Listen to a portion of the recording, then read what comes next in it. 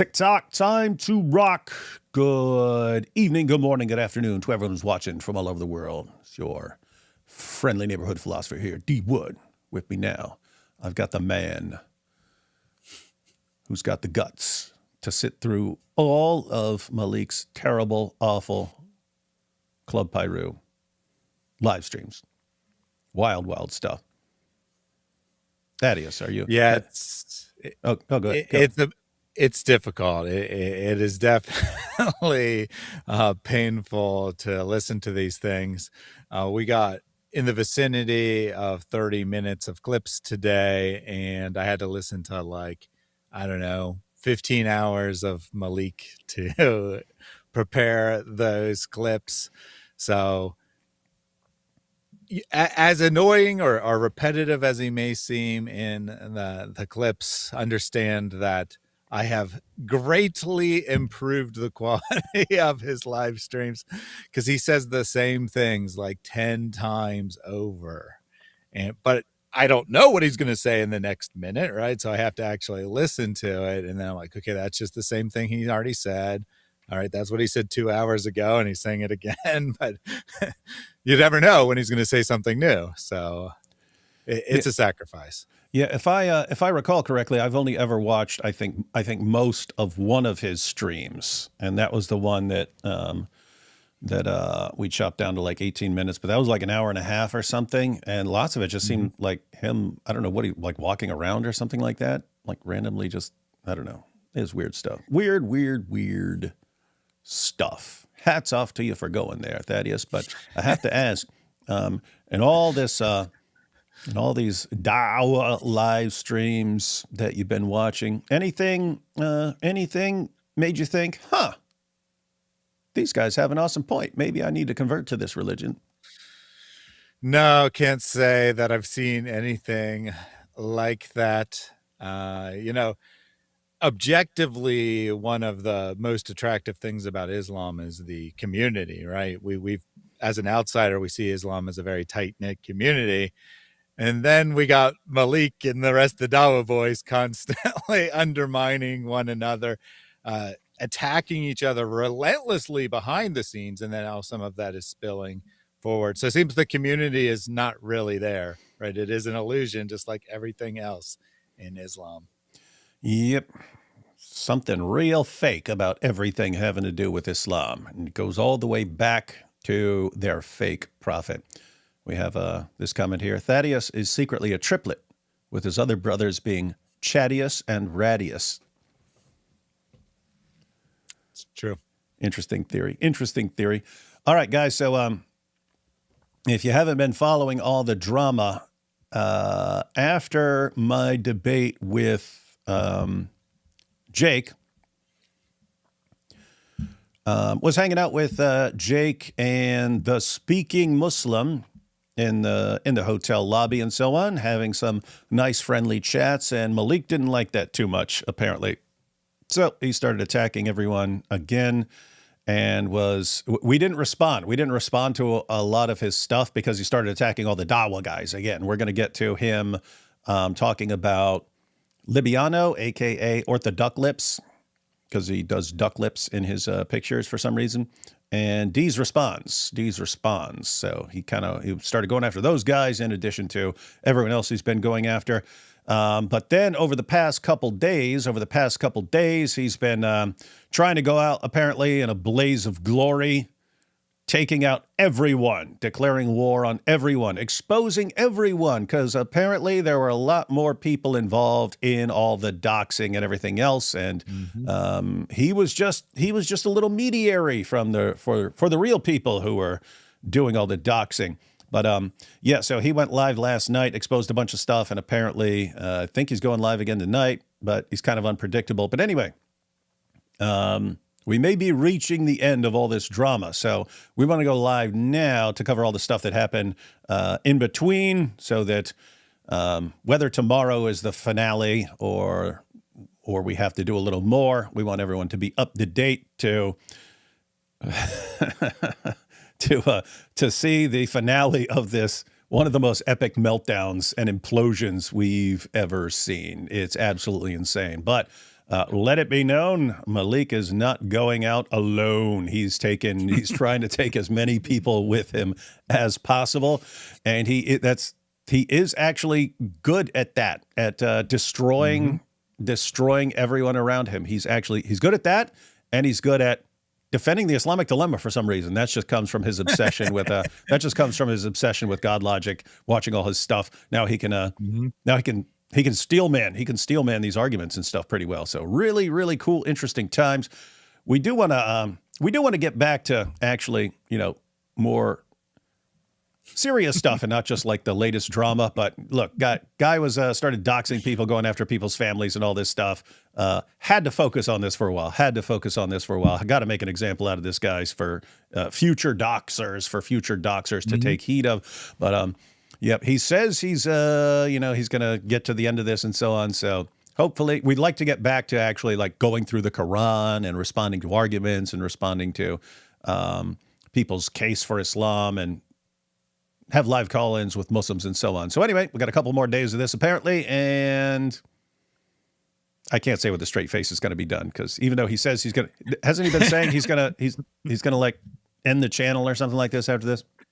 Yeah, so he said he said a couple different things, but the first message he put out was like, defeating Christians is easy, but the Dawa community is so horrible that it makes my life constantly stressful, and I don't want to do this anymore, so I'm going to have one final Club Pyru where I reveal everything that's going on, called out a bunch of people by name. You and I were on the list, but the rest of the list was Muslims that he's going to call out on that final show. Nice. I have to say, he does a way better job calling out and exposing Muslims than he does calling out and exposing us. That's true. And then the next day he's like calling it the season finale, and then he's also talking about, the main reason is that Ramadan is starting and he doesn't want to do it during Ramadan. So we'll see. He might be back. He's not gonna. Malik, you're not going to be able to keep your mouth shut for Ramadan, man. Because we're going to give you a lot to talk about during Ramadan, buddy. Going to be fun times. My favorite month of the year. It's weird. It's like for the past 3 or 4 years, I really look forward to Ramadan. Every single year it's the same thing. Hey, look at us. We're fasting. Oh, we're shoveling food in our faces. We're gaining 20 pounds for Ramadan, but we're fasting. And they just, like everything else in Dawah, they make it really, really, really easy. But we have here from Reels of Earth 3, David, I am also a Latino that looks like a white man. Yep, that's me. Now for future documents and so on, I have to put, they have white non-Hispanic. I have to go with the white Hispanic, apparently, after I've been exposed as David Segara. And I heard, someone showed me the message where Malik says that actually came from Speaking Muslim, who's a lawyer. So apparently a Muslim lawyer in California, and he was at the event, so I know him. Apparently he's the one who was using his lawyering skills to give Malik the material to dox us. And I'm no lawyer myself, but I'm guessing that would be frowned upon by the Bar Association and so on, that you're using your legal skills to break the law and dox people and so on. So these will be interesting times. I would like to know everyone who was involved with that, like that totally fake interview with my victim. I would like to know everyone who's involved in that, because I'm guessing that would be frowned upon too if a lawyer had something to do with that. Anyway, but yeah. So real quickly on that, we'll get more on that story tomorrow probably. But just real quickly on the David Segara specifically. So that was definitely Speaking Muslim's idea. The lawyer, right? And we have actually identified his real name, but we're not going to tell you that. You mean the real name of the lawyer? Yeah, yes. Speaking Muslim's real name. Yeah, people send it to me. Even now, I'm not doxing him, but for people who want to actually verify that everything he's done is perfectly legal and not frowned upon by the Bar Association. I'm sure some people will be contacting, and I think he knows it because didn't he like delete all his stuff or something like that? He did. Yes, that's what I was going to say. He deleted his or suspended. You can't tell which one it is, but it's no longer public, at least his TikTok information. And apparently also deleted his personal Facebook page recently enough that it is still indexed by search engines. Which probably that might have been, a couple weeks ago when he realized that there was a good chance that he was about to be doxxed by Malik or something. But he has deleted his personal Facebook page with his real name and his public profile on TikTok in his Dawa name.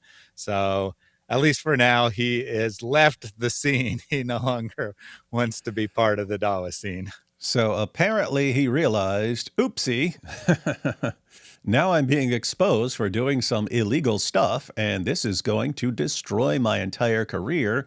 Let me delete all my stuff and hope everyone just forgets about it. Hey, speaking Muslim, no one's forgetting about anything. If you're innocent, I want you to be declared innocent and so on. But whatever you've actually done, this is a funny situation, isn't it, Thaddeus? So it looks like this was now I've heard people say that Malik is saying that Jake is involved in all of this. I don't want anyone falsely accused, but anyone who's actually involved in this massive doxing campaign and so on, fake interviews, flat out lies, all of this stuff, going after people's wives, going after people's families, whoever's involved, isn't this amazing? It's like, we will destroy these guys. We'll destroy David. We'll destroy IP. We'll destroy GodLogic. We'll destroy Thaddeus. We will destroy all of them. And they're going down like the Hindenburg right now, man, in flames, all of them. And we're still here, just totally fine. Isn't that crazy? I know. Well, you're going to get to see Malik seems to think otherwise. He seems to think that, we're facing all kinds of pressure and all the Christians have disowned you and I. Where? Which one? Naomi? Naomi Armstrong, was it? Oh, no. No, not. We lost Naomi, man.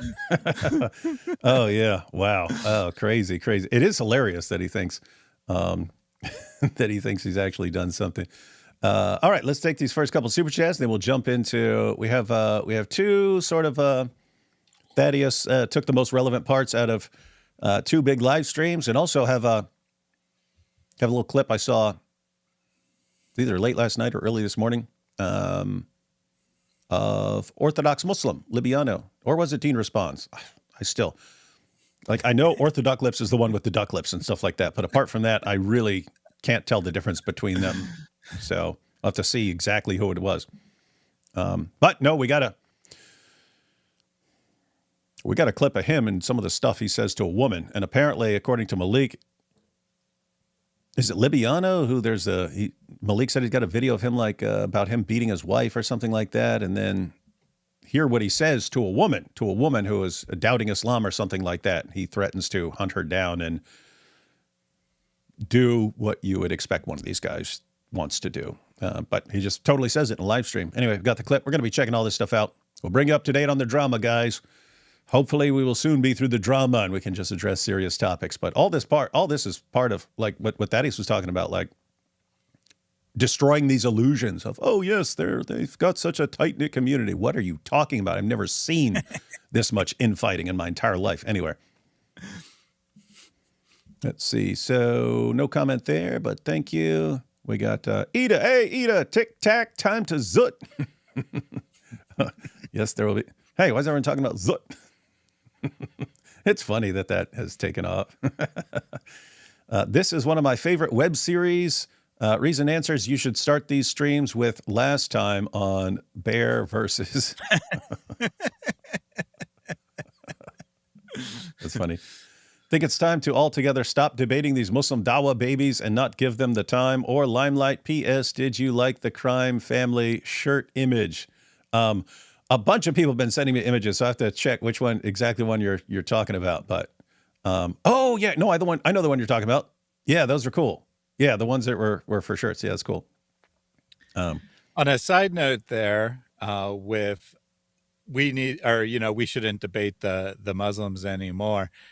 Malik is desperately trying to get none of the Muslims to debate Christians. He's like, if we stop debating them, their careers will be over. They need us to get attention. And it's just so funny because, I mean, I personally have never done a formal debate, but apparently we're just completely dependent on Muslims for, I mean, in a way we are dependent on them for content, but we can make content out of their non-debate videos. Yeah, and I've been for the past couple weeks. I need to just sit down and record it because it's a super easy video, and I've already got all the posts on X and one video. But of all the Muslims telling Dawa guys to stop debating us, and so been wanting to make a video just called the Dawa Dilemma. Do you debate us or not debate us? If you debate us, Islam gets exposed more. And if you don't debate us, we say you're running from us. So either way you lose. Either way you lose. You're doomed either way. So notice that's a dilemma. You're in trouble either way you go. So fun times. Google hunter versus bear joke. This is exactly that. So this was a follow-up to, this is one of my favorite web series. Talking Thaddeus, you should start these streams with last time on bear versus... But he said, Google hunter versus bear joke. I would assume there's multiple hunter versus bear jokes. But the first one that popped up when I typed in hunter versus bear joke goes like this. A hunter goes into the woods to hunt a bear. He carries his trusty 22-gauge rifle with him. After a while, he spots a very large bear, takes aim, and fires. When the smoke clears, the bear is gone. A moment later, the bear taps the hunter on the shoulder and says, "No one shoots at me and gets away with it. You have two choices. I can rip your throat out and eat you, or you can drop your trousers, bend over, and I'll..." It actually says, insert appropriate colloquialism here. The hunter decides, I don't know I'm reading this messed up joke, and I don't even know if this is the one he's referring to. But the hunter decides that anything is better than death, so he drops his trousers and bends over, and the bear does what he said he would do. After the bear has left, the hunter pulls up his trousers and staggers back into town. Why you got me reading this, man? It's extremely messed up. I thought it was going to be like a cute, adorable hunter versus bear joke. I'm just hoping that it's relevant to the situation, that it's all worth it, and wasn't just me saying some horribly depraved joke. So he staggers back into town. He's pretty mad. He buys a much larger gun and returns to the forest. He sees the same bear, aims and fires. When the smoke clears, the bear is gone. A moment later, the bear taps the hunter on the shoulder and says, "You know what to do." Afterward, the hunter pulls up his trousers, crawls back into town, and buys a bazooka. Now he's really mad. He returns to the forest, sees the bear, aims and fires. The force of the bazooka blast knocks him flat on his back. When the smoke clears, the bear is standing over him and says, "You're not doing this for the hunting, are you?"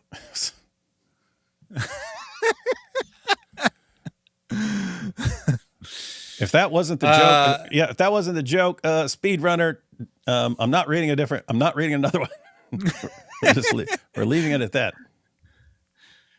I mean, if this was the latest escapades of the Warner, I mean, maybe then that would.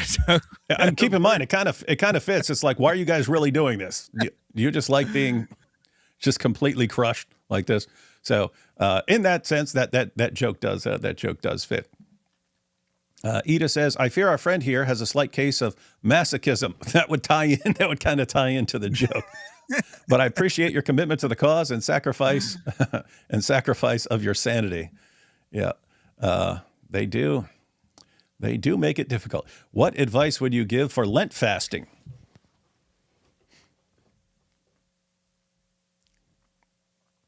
You have any ideas, Thaddeus? I mean, if you want to do it, then I would say definitely do it. If you're saying like what specific thing you should give sounds up, like that. Yeah, sounds like you.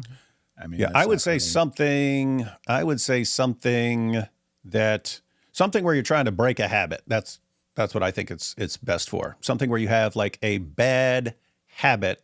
I mean, keep in mind that doesn't mean you're doing something wrong. It's just like this should not be taking up part of my life like this or something like that, and try to use that for breaking that sort of habit. Mm-hmm. G Fire Block. We got G Fire Block. We have Es Mi Sagara. Just watch your live about Mimi. I'm actually starting to feel sorry for him. He seems truly lost, like he's sinking in the cold ocean of his religion. He'd also be amazing to have on your channel if he gives his life to Christ. The guy's a hoot. You're talking about hijab? Yeah, apparently. That's kind of a rough one. Me and AP were saying, like, back in the day, like, there are certain Dawa guys where if we didn't have this big difference of religion, or if they didn't hate us so much, and we understand, I'm not, oh, you should love me. I know what I do. I know what I do. I know why these guys really, really hate me. But if there wasn't that, we've kind of we've realized, hey, we would actually get along with this guy if we didn't have this, issue between us, or we would actually get along with that guy. And when it's like the guys we would actually get along with, it's like Fareed's pretty cool. He's funny. Sajid, Lipham, guys like that. It's like personality-wise, we'd be fine with these guys. But there are others, Muhammad Hijab, Ali Dawa, some of the guys like that, where it's like, this guy could become a saint tomorrow, and I still don't think we'd get along. And usually the deciding factor is when I look at the list of people like I would never get along with these guys. They're in the narcissist category. I've not read or studied anything on this, but I think there's some eternal dispute between psychopaths and narcissists where they just cannot get along. Because every time, those are the guys. When I start picking up on narcissist, just symptoms of narcissism, it's like, ugh, can't stand those guys ever. And also, I know exactly how to traumatize them. It's weird. Let's see. Last two real quick. They know what Malik is like, so they know how stupid it would be to set Malik up as the doxing fall guy. Dawa is stupid. They are all tactical morons. The Dawa guy, they're tactical morons. They do the dumbest things, and it blows up in their faces every single time. And we have YouTube didn't show that you're live. Odd. You see? It's because the Jews. All right, we're ready to jump into this, Thaddeus? Yep. So the first one here is so on the day of your debate on the Islamic dilemma against Jake, you then showed up wearing the Islamic dilemma onesie. Very sharp. Malik called into that and, begged you to rip up a Quran, and the Muslims didn't do it. And then he basically spent the rest of the day either doing his own live streams or calling into other people's live streams. So this is a compilation of sometimes him on other people's shows, sometimes of him on his own channel from that day. All right. And so Malik noticed my tasteful attire, became insanely jealous that he didn't have one, and got really, really, really upset. So let's check out some of the aftermath. So as far as I can tell, first main clip, we got two main clips here. First main clip is the aftermath of his rage, him being enraged after he didn't successfully boycott the debate. So he didn't want Muslims debating us, and they debated us anyway. So he's enraged about that. And he somehow thought that all his threats and so on were going to get things derailed. So he tried two things to make the debates not happen. Debates happened anyway. And I was prancing around in a Quran Islamic dilemma onesie, hanging out, chilling with all my awesome Muslim friends. And he really can't take that because he has no friends anymore. Mm-hmm. That's all been destroyed. So that sounds like that's the first main clip. And then it gets into the second main clip goes into him trying to destroy Libiano, a.k.a. Orthodox Lips, and Deezer Spawns. So anyway, that's where we'll be going, ladies and gentlemen. Let's get started here.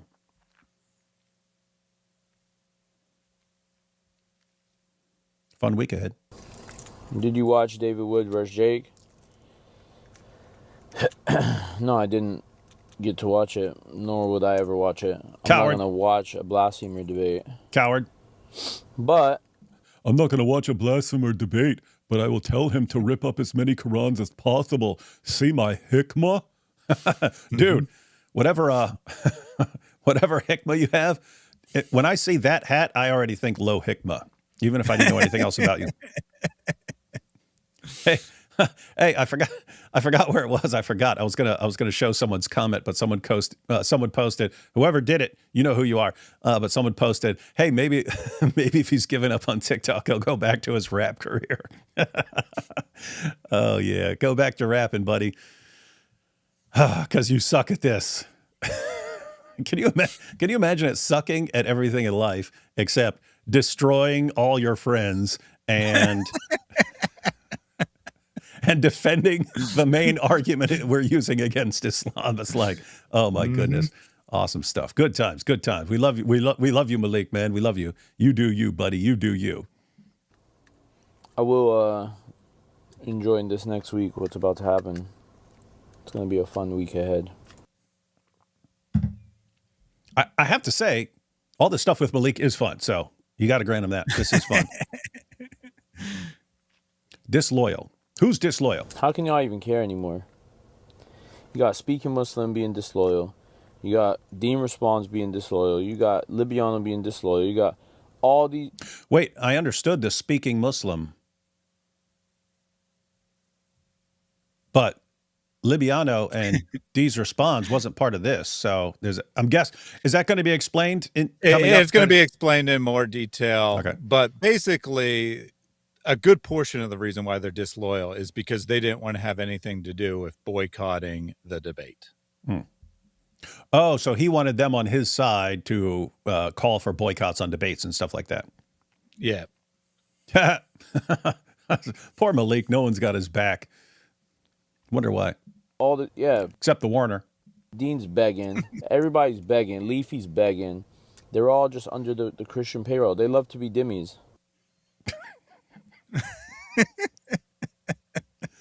No, look, hey, Malik, it's not that. It's the Dawa dilemma. They understand we're not going to debate anymore. We're just going to say, look at these cowards, they're all running. And they do want to, especially if you're newer guys like Dee's Response and Orthodox Lips, you gotta do some debates to prove that your da'wah is very strong so that Muslims will, donate to you and so on. Cooked. The reality of the situation is that the whole scene is cooked. The only way this will work is if we make a revolution on our own and just have people join it. That's the only way I'm seeing it at this point.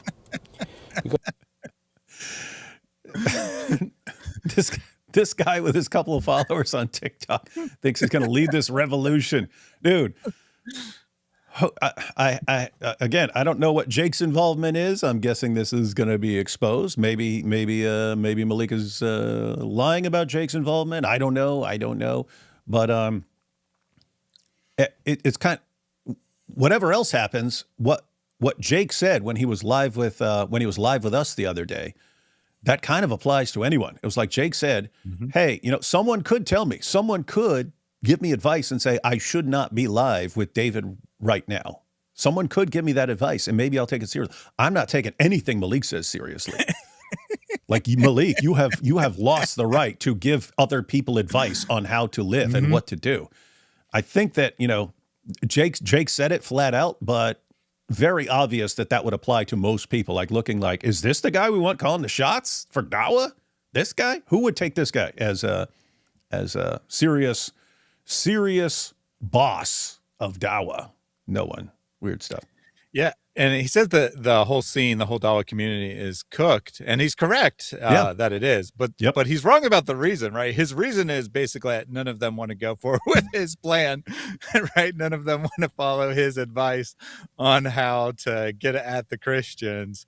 So, him and his community of 50 loyal followers or whatever, they're going to start a revolution and overthrow the entire Dawa community, because that's the only way Islam can win, because none of the strategies that the Dawa guys want to use are going to work. Got to go for Malik's plan.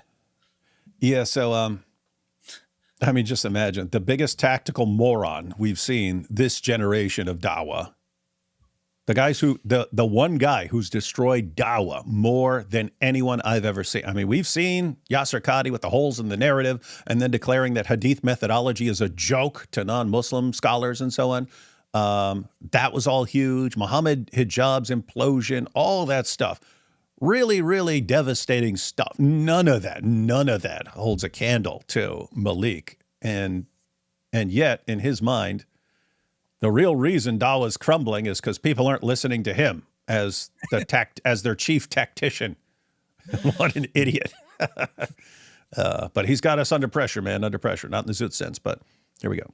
I was thinking about it last night. Somebody called me No one called after you. the live and was like, Malik, why are you bending over backwards for everybody, trying to sort all these people out and stuff? Like, in the end, all they're going to do is just blame it on you. Why does he keep saying all these like Warner references, like in the end and stuff like that? Bend over backward, in the end, blah, blah, blah. Come on, dude. Come on. And then they get mad when we make Zoot jokes. Like they constantly set us up for Zoot jokes and Warner jokes like left and right. And then when we make one, they're making Zoot jokes. What do you see? Quit setting us up. Quit setting up the Zoot jokes, man. Gosh. After the live and was like, Malik, why are you bending over backwards for everybody, trying to sort all these people out and stuff? Like, in the end, all they're going to do is just blame it on you as well. Right? Mm-hmm. And I was thinking, like, man, that is kind of true. Think about it. Every time I try to help, all that happens in the end is I get blamed. Yep. So it's like, what's the point of scheduling and creating clippers for all these guys and doing this? Like, what's the point of doing that? Good point. It's all been a waste. But you've helped us a lot, so it's not really a waste. Hey, Libiano. Hey, I thought this was in the second clip, man. Yeah, well, the second one is devoted primarily to Dean and Libiano, but he does make a few comments earlier on as well. Ooh, interesting. You'll do all this work for these little kids, bro, and then these little kids will come at the end and be like, look, you're the dividing person. And they'll all be messaging each other behind the scenes. You know, like, why I cut Libiano off, right? Like, you know, you guys, I never told you guys why I cut Libiano off. No idea. Zero. Tell us. I never told you guys. Tell us. Because share your feelings with the world. This guy, like, I was helping his whole career, right? I mean, I said it all the time. But you know that this guy did the same thing Warner did, right? He went behind my back and started telling people, like, bad stuff about me, talking bad about me. Malik really doesn't like people sharing negative information about him. The guy who shares more messed up things about everyone else doesn't like it when anyone does it to him. That's funny stuff. Funny stuff. Yeah, that was pretty crazy there, right? When he said he did what Warner did, you were probably thinking, well, he like took donations and used them to buy drugs, or he got high, or he took advantage of women. Or... I was thinking of creative ways of joining the Illuminati. That's the first thing that popped into my mind. Or running trains, or hanging out with transvestites, or whatever. But no, it's he bros. Called he called Malik a name to another Dawa guy. Isn't that funny? Thaddeus, I didn't even catch it. I didn't even catch it, but it's the same thing. Everyone. Malik knew all this messed up stuff for years about these guys, never told on them until one of them said something about him and said, he's actually working for Mossad. And then it was war, not just on the guy who said it, the Warner, but on everyone who's connected to the Warner. He just threw them all under the bus, right? But, I mean, it's just amazing. It's no line was crossed to cause him to snitch on everybody until they said something about him. And right here, as Thaddeus just pointed out, he's saying, Libiano, and Libiano is doing some messed up stuff, as he said. When he asked, he said, what did Libiano do? What did Libiano not do, right? So he's in the same category with all these other guys and the messed up stuff they're doing. What's the actual crossed line that makes Malik go, I have to expose him now? Saying something about Malik. Total narcissist, guys, like textbook. And then, like, when I addressed it to him, he was like, I never said that. And then got caught saying it. Like, there's no point helping these people, bro, honestly. All you can do is try, Malik. All you can do is try to help everyone and the doubt. You keep doing it, man. Keep doing it. At least try to keep it up for all of 2026. Just he's certainly helping us, right? That's what I'm talking about, right?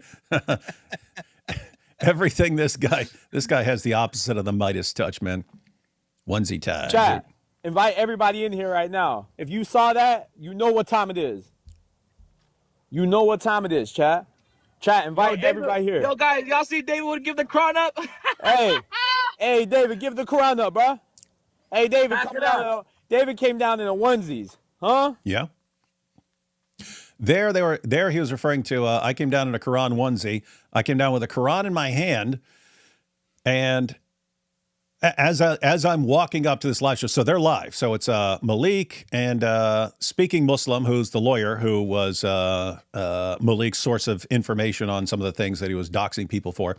But I go down, but there were other Muslims. Guess what? Even with Speaking Muslim and Jake, they were trying to tell me to stop at the Quran desecration and stuff. But they're being totally cool.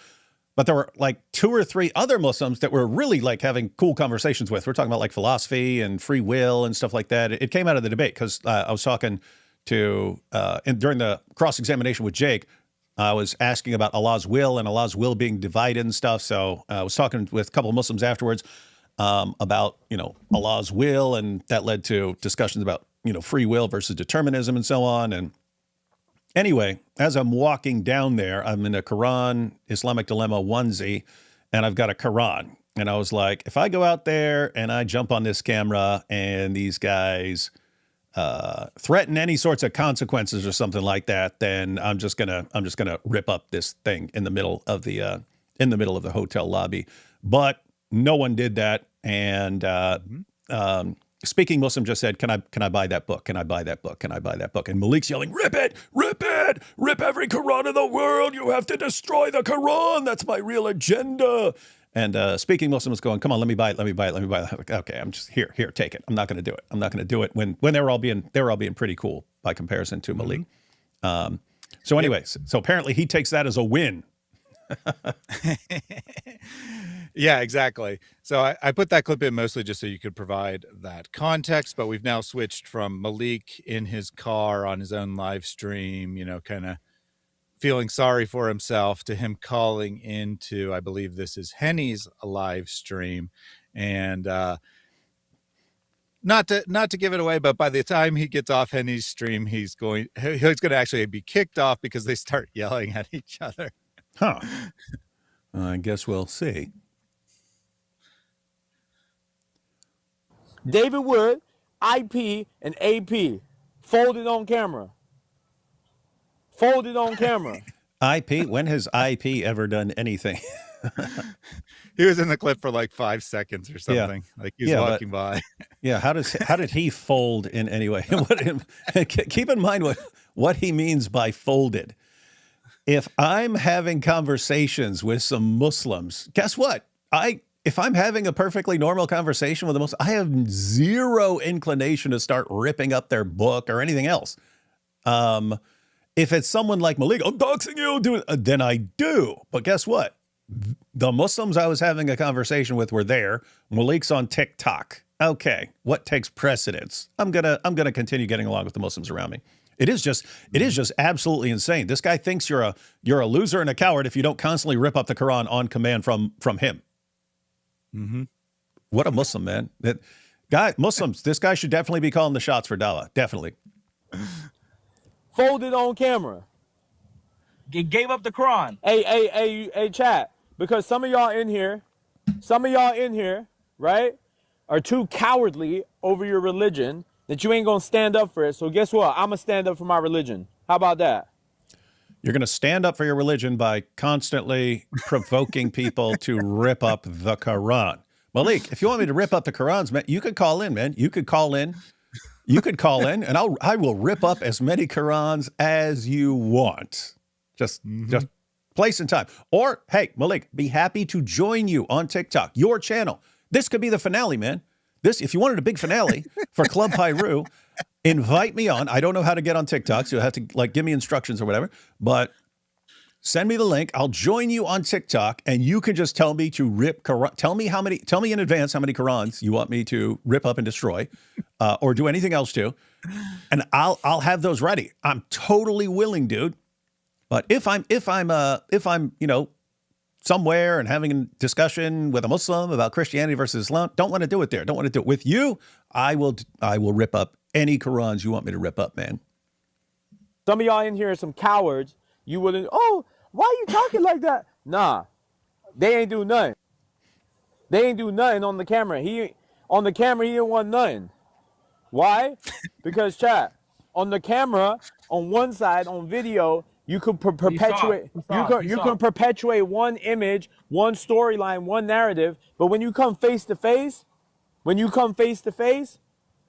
truth is gonna come out. And he already knew. I know what buttons to push. What? Malik, stop. Literally what David wants. Hey, bro, listen. Malik ain't stopping shit until he stops and says sorry for what he did.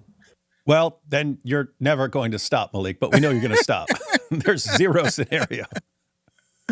And indeed, he basically has stopped, right? I mean, he promised to dox one person for every page you ripped up, and he hasn't doxed anyone in weeks.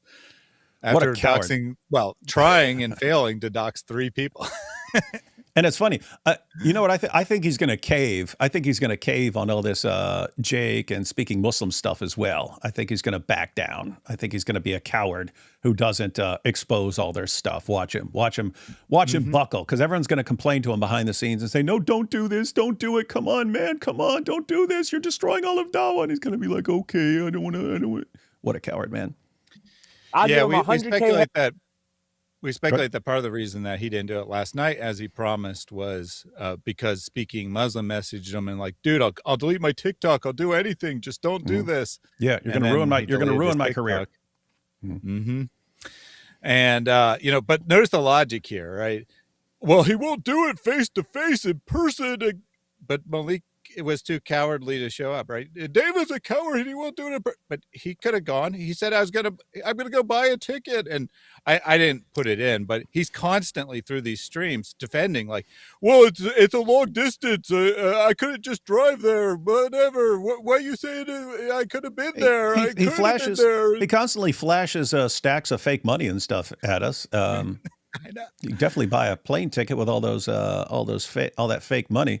But yeah, so, I mean, just imagine the scenario. If Malik had been in that hotel lobby, there would have been all sorts of shredded Qurans. I mean, like piles of them. Definitely would have happened. He doesn't show up. So he says he's going to show up. One, he says I'm dead. I'm going to die there. People are going to kill me there. That doesn't happen.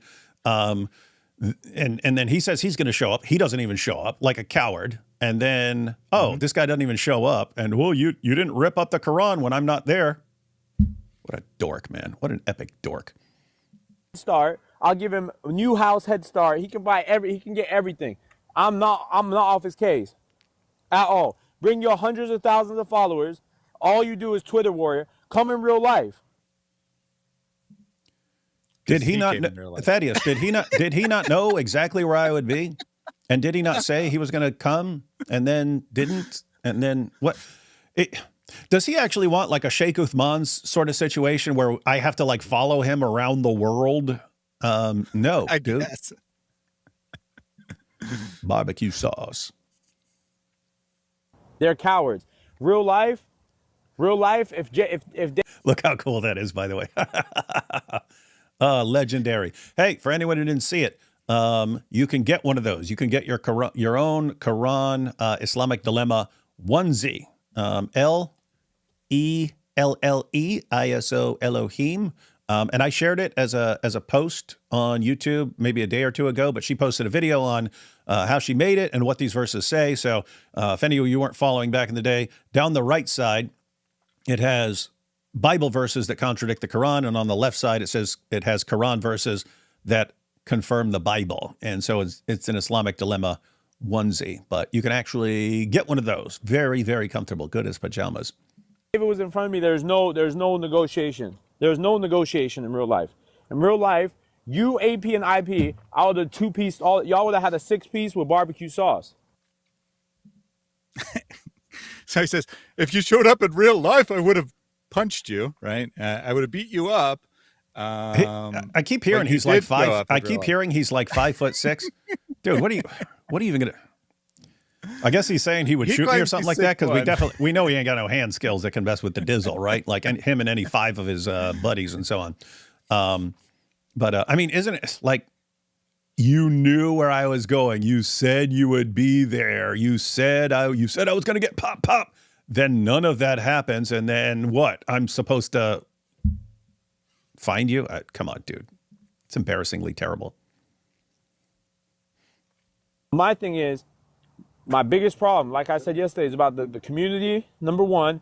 And number two, I'm looking at some of you Muslims with a big side eye because some of y'all have no ghira for your religion. You're sitting behind the screen. You have no ghira for your religion whatsoever. Some of y'all should really be put in jail for 3 days.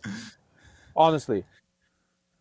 So put in jail for 3 days, that's a reference to apostasy laws, right? So the consensus Islamic opinion is that if you apostatize, you're put in jail and you have 3 days to repent and become a Muslim again, or you're put to death. They differ a little. They differ a little on the timing and stuff like exactly. that. That is definitely true, that there's some disagreement, but that's what he's referencing. He's saying you guys are apostates, right?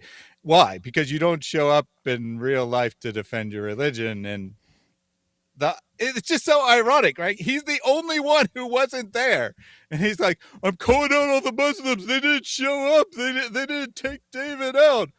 Why didn't you show up? Oh, well, I'm in California. That's a long ways from Houston.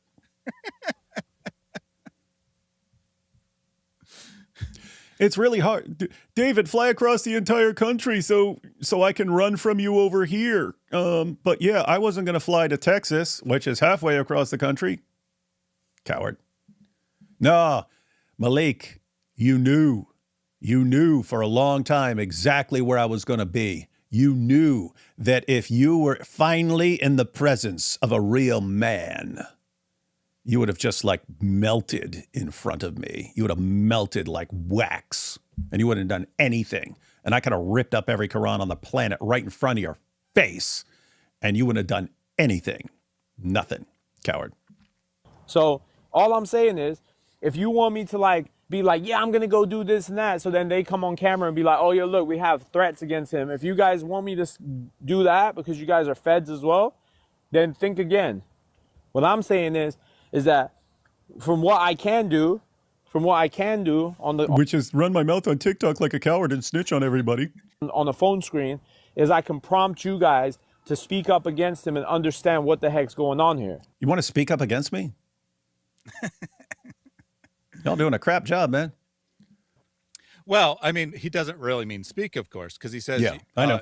I could threaten him, but then they would just get me in trouble. Well, he could actually just show up without making a threat, first of all, right? He could just show up somewhere you're going to be without making a threat. And then second of all, he's like, well, I can't do it, but you guys can. Yeah, totally. You guys can show up and debate him or talk to him. What a coward. Can someone please go out and do all the stuff that I say I want done, but I'm too much of a coward to do? And can someone else write my raps for me? He went upstairs to dress in his onesie, came back with the Quran, didn't do nothing to it. Didn't do nothing to it. And I wish he did in front of them. I would love to have seen that play out right in front of my eyes. Hey, Quran Demolition Ranch channel, you can see it play out.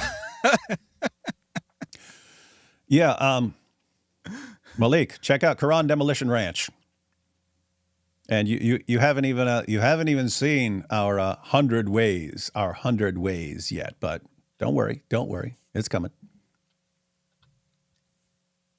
Y'all guys need to stop worrying about some debate reviews, bro, and actually deal with the problem at hand. Why am I the only person who finds this urgent? Because no one is as stupid as you and as much of a tactical moron as you. Like any random person has like infinitely more hikmah than you, dude. Like you are the dumbest tactician I've ever seen in my entire life. And any idiot is like, this guy's stupid, man. Yeah, so Henny had just said before this, shortly before, that they're going to have a debate review coming up. And then the chat's like, yeah, let's see the debate review. Let's get to that. And now Malik's like, debate review? We don't need a debate review. Debate reviews are lame. We need to go out and do stuff in the real world, not like me who just sits here and tells you to do it.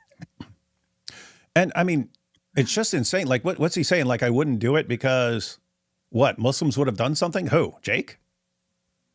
The lawyer? Or like the three nice, calm Muslims who were having a discussion with me and didn't seem to care about, ripping up the Quran. So which one of these guys were going to jump on me? There were like 30 Christians there and spread around the lobby and stuff like that. Mm-hmm. Who was going to do what? And if they were going to do something, they wouldn't have a problem with me having the Quran printed on my butt cheeks and sitting on it. They didn't have a problem with that. Oh, just to correct myself, this is actually the Speaking Muslims live. I guess Henny's is next, but he's going to jump off of Speaking Muslims because they want to do a debate review, and he doesn't want to be part of that. All right. Why am I the only person that finds this urgent? Because you're stupid. Am I like you guys say? Are you guys agents or am I agents? You're an agent, bro. You guys in the chat, you geeks trying to do debate reviews. Some of y'all are hype up Muslims. You just want to be around the numbers and the hype. You want to be in the entourage, but y'all don't want to do nothing when it's time. Do what? Say it, Malik. Diddy Wood just ran, and y'all didn't. Y'all just sat there. Ran. I sat in the lobby for hours. So now someone in the chat calls Malik a snitch. He is. He's the king of snitches, man. Hey, Subhay, guess what? If I'm a snitch, then your boy Libiano a snitch because he goes around snitching too, and Warner's a snitch because he goes around snitching too. If I'm a snitch, yeah, you're all snitches. Granted, man. No dispute here. You guys are all snitches. Yes. I'm not a snitch. I'm going to tell on Libiano and Warner. Don't come in here talking about me being a snitch, right? We can grant that you were a snitch and that these other guys are snitches. There's no conflict here, man. Anyway, regardless, I don't even know who's real and who's not anymore, bro. Like, I got a beef with these guys and I got a beef with my own people too because of what they're doing as well. They're all on the same team right now. In my head, these guys are all on the same team. Yes, we're all, and come on, Malik, you're on our team too. We're all on the team of destroying Islam. All of us. We're all on that same team. I don't know on what planet you can go debate these people.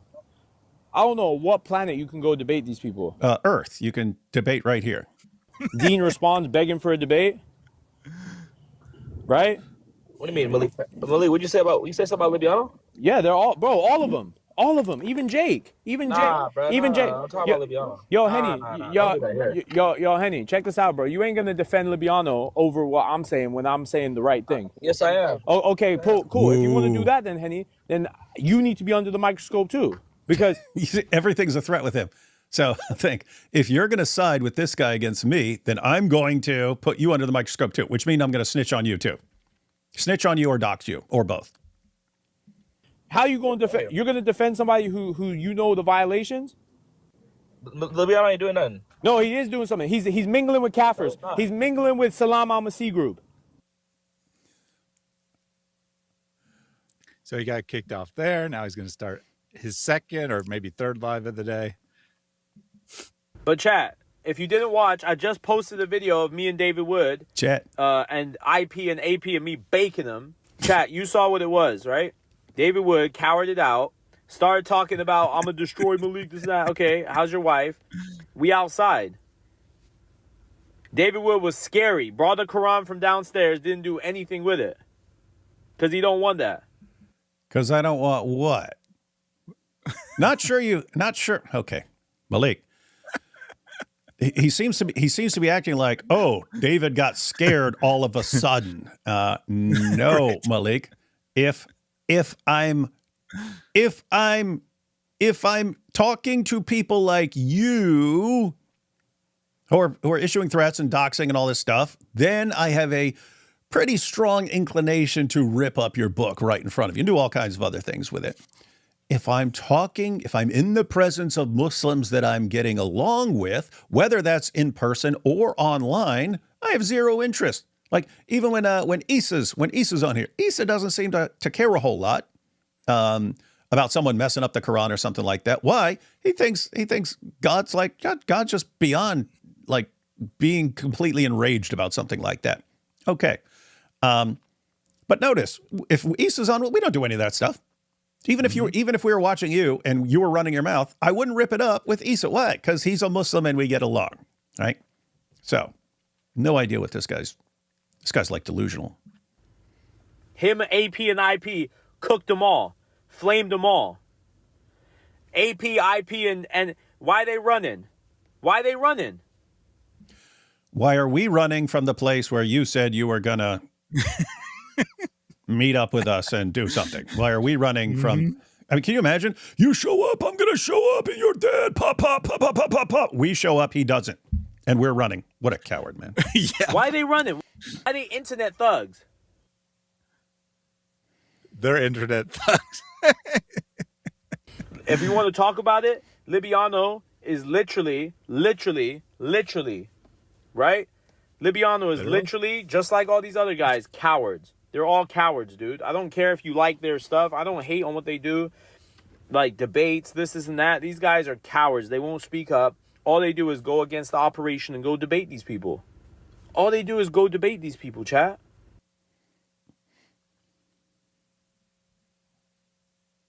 Oh, Ryan, that's another thing. When AkiX DOX'd him, he hit me up and was begging me to help him. I jumped into that beef for him too.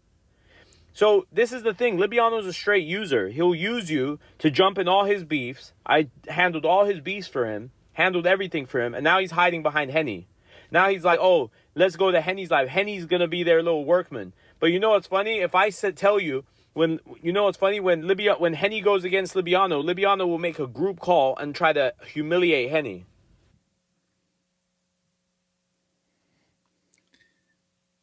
I noticed that too about Libiano. When Central ran off uselessly, he tried to get him off the app. Exactly. He's down to like rip Muslims off the app, but he doesn't want to help Muslims against these guys. And you saw, bro, I stood 10 toes. I didn't switch up when these guys came on camera. When Diddy and them came on camera. I'm not a fan of these guys, bro. I'm not like these other guys that fan out and have respect. How could you have respect for someone that rips your book, has Al-Zut Day, and all of these types of things? At least he follows all of our awesome work. I know. He seems to watch all of our content. Like he regularly makes references to things that happen in the middle of long live streams. Sorry, chat. I need you guys to like, you know, I need you guys to really stand for it though. So notice that, like, he's talking about stand for people, him. Right? Stand for him. He's talking about Libiano. He's like, man, Libiano's such a loser. He tried to get Central Dawa canceled off TikTok. I would never try to get anyone canceled off TikTok. And by the way, we need to cancel Libiano off TikTok.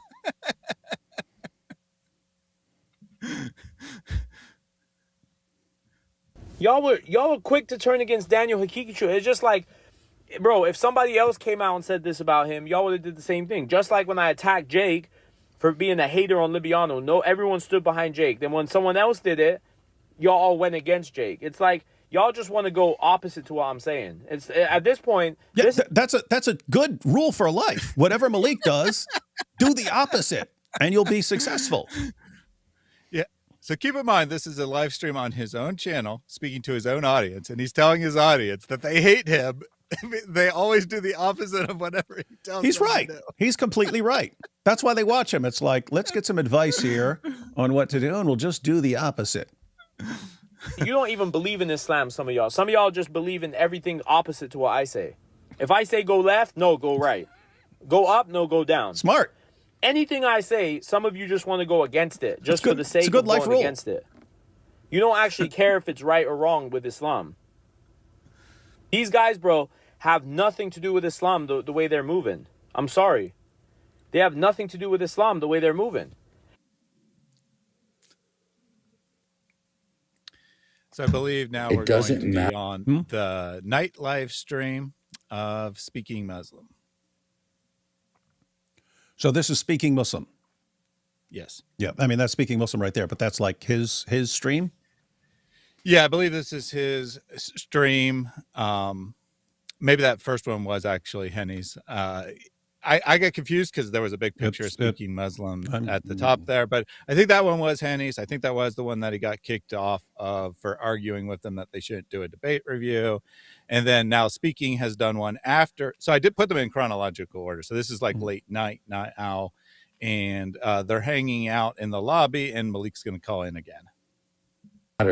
Because none of them came when they should have come. Like, don't press us. Oh, y'all should have done that. Like, bro, what are you talking about? Do what? Y'all ain't even here. We came. Hey, let me see my bag over there. Can I see? Good point. Speaking Muslim showed up. Jake showed up. Several other Muslims showed up. Biggest coward on the planet did not show up. Something? Can I say something real quick? I want to see the moral victory. Instead, after he doesn't show up, he whines that other Muslims don't show up and do what he said he wanted done. We got today, alhamdulillah. Let me show you something real quick.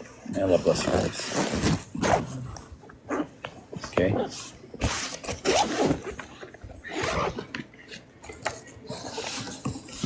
Alhamdulillah. See that? I didn't pay for this. Brother, I know, I'm just showing them. Hold on, brother. Look, relax, man. Chill, please. So, guys, look. See this book? I didn't come with this book. Okay? This is David Wood's Quran. I gave it to him. You know why? I have a ton of them, guys. I have a ton of them. I convinced him to give it to me. Yes, he did. Alhamdulillah.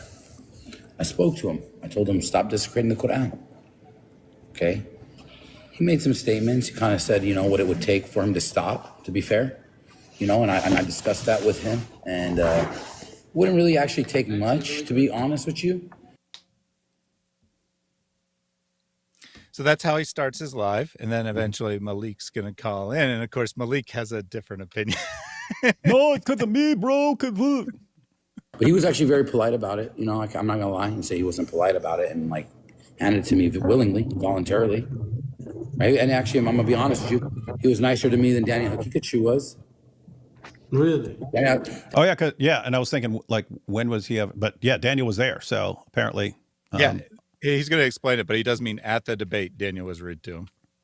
Yeah, guys, I don't know. I mean, someone even posted there, said even when Jake showed up to my live stream, that was pretty nice, right? And guess what? So was Jake.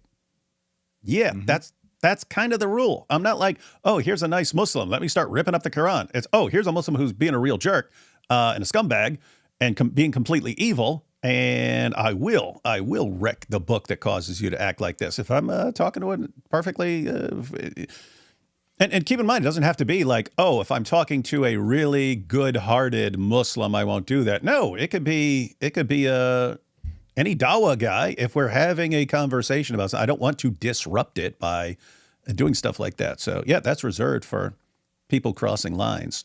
These guys weren't crossing lines there. Yeah, I think you didn't even want to return the salam. Dang. Daniel didn't even want to return the salam. And I gave the guy a Quran. I'm not gonna lie, that was really bad from David. Like that whole, if David is the top guy debating the Islamic dilemma, that was horrible. He's done, bro. He's done, bro. That was so bad. Wait a minute. I thought he didn't watch it. He said he didn't watch it. Yeah, he said you guys hear this? He said he didn't watch it and he'll never watch it. And then on the same night, he says, yeah, that was embarrassing. Terrible debate by David. And they do eventually ask him, and he admits he hasn't watched it. But these guys aren't compulsive liars, right? Malik, I told you to check the DMs, bro. Whoa, he's sitting there with Danny. That's funny. Danny is, I think he's an atheist, right? Yeah. So the interaction, I didn't clip it because it's not relevant, but the interaction with Danny was really weird. He was like, I guess joking, but pretending to be a Muslim, and they were very buddy here. But he is gonna say like, Malik, you got a bad strategy, man. Oh, that's funny. Amir, why didn't you just get my number? If you told me to squeeze it, it would have been over, bro. Amir, why didn't you just get my phone number off of speaking to them, bro? Come on, like. Because if I give you my phone number, it's game over for me, bro. What? Yo, Amir, shut your ass up, bro. I ain't gonna lie. Like, if you were really about squeezing, bro, you just straight call me, bro. You. So that was a little aside there.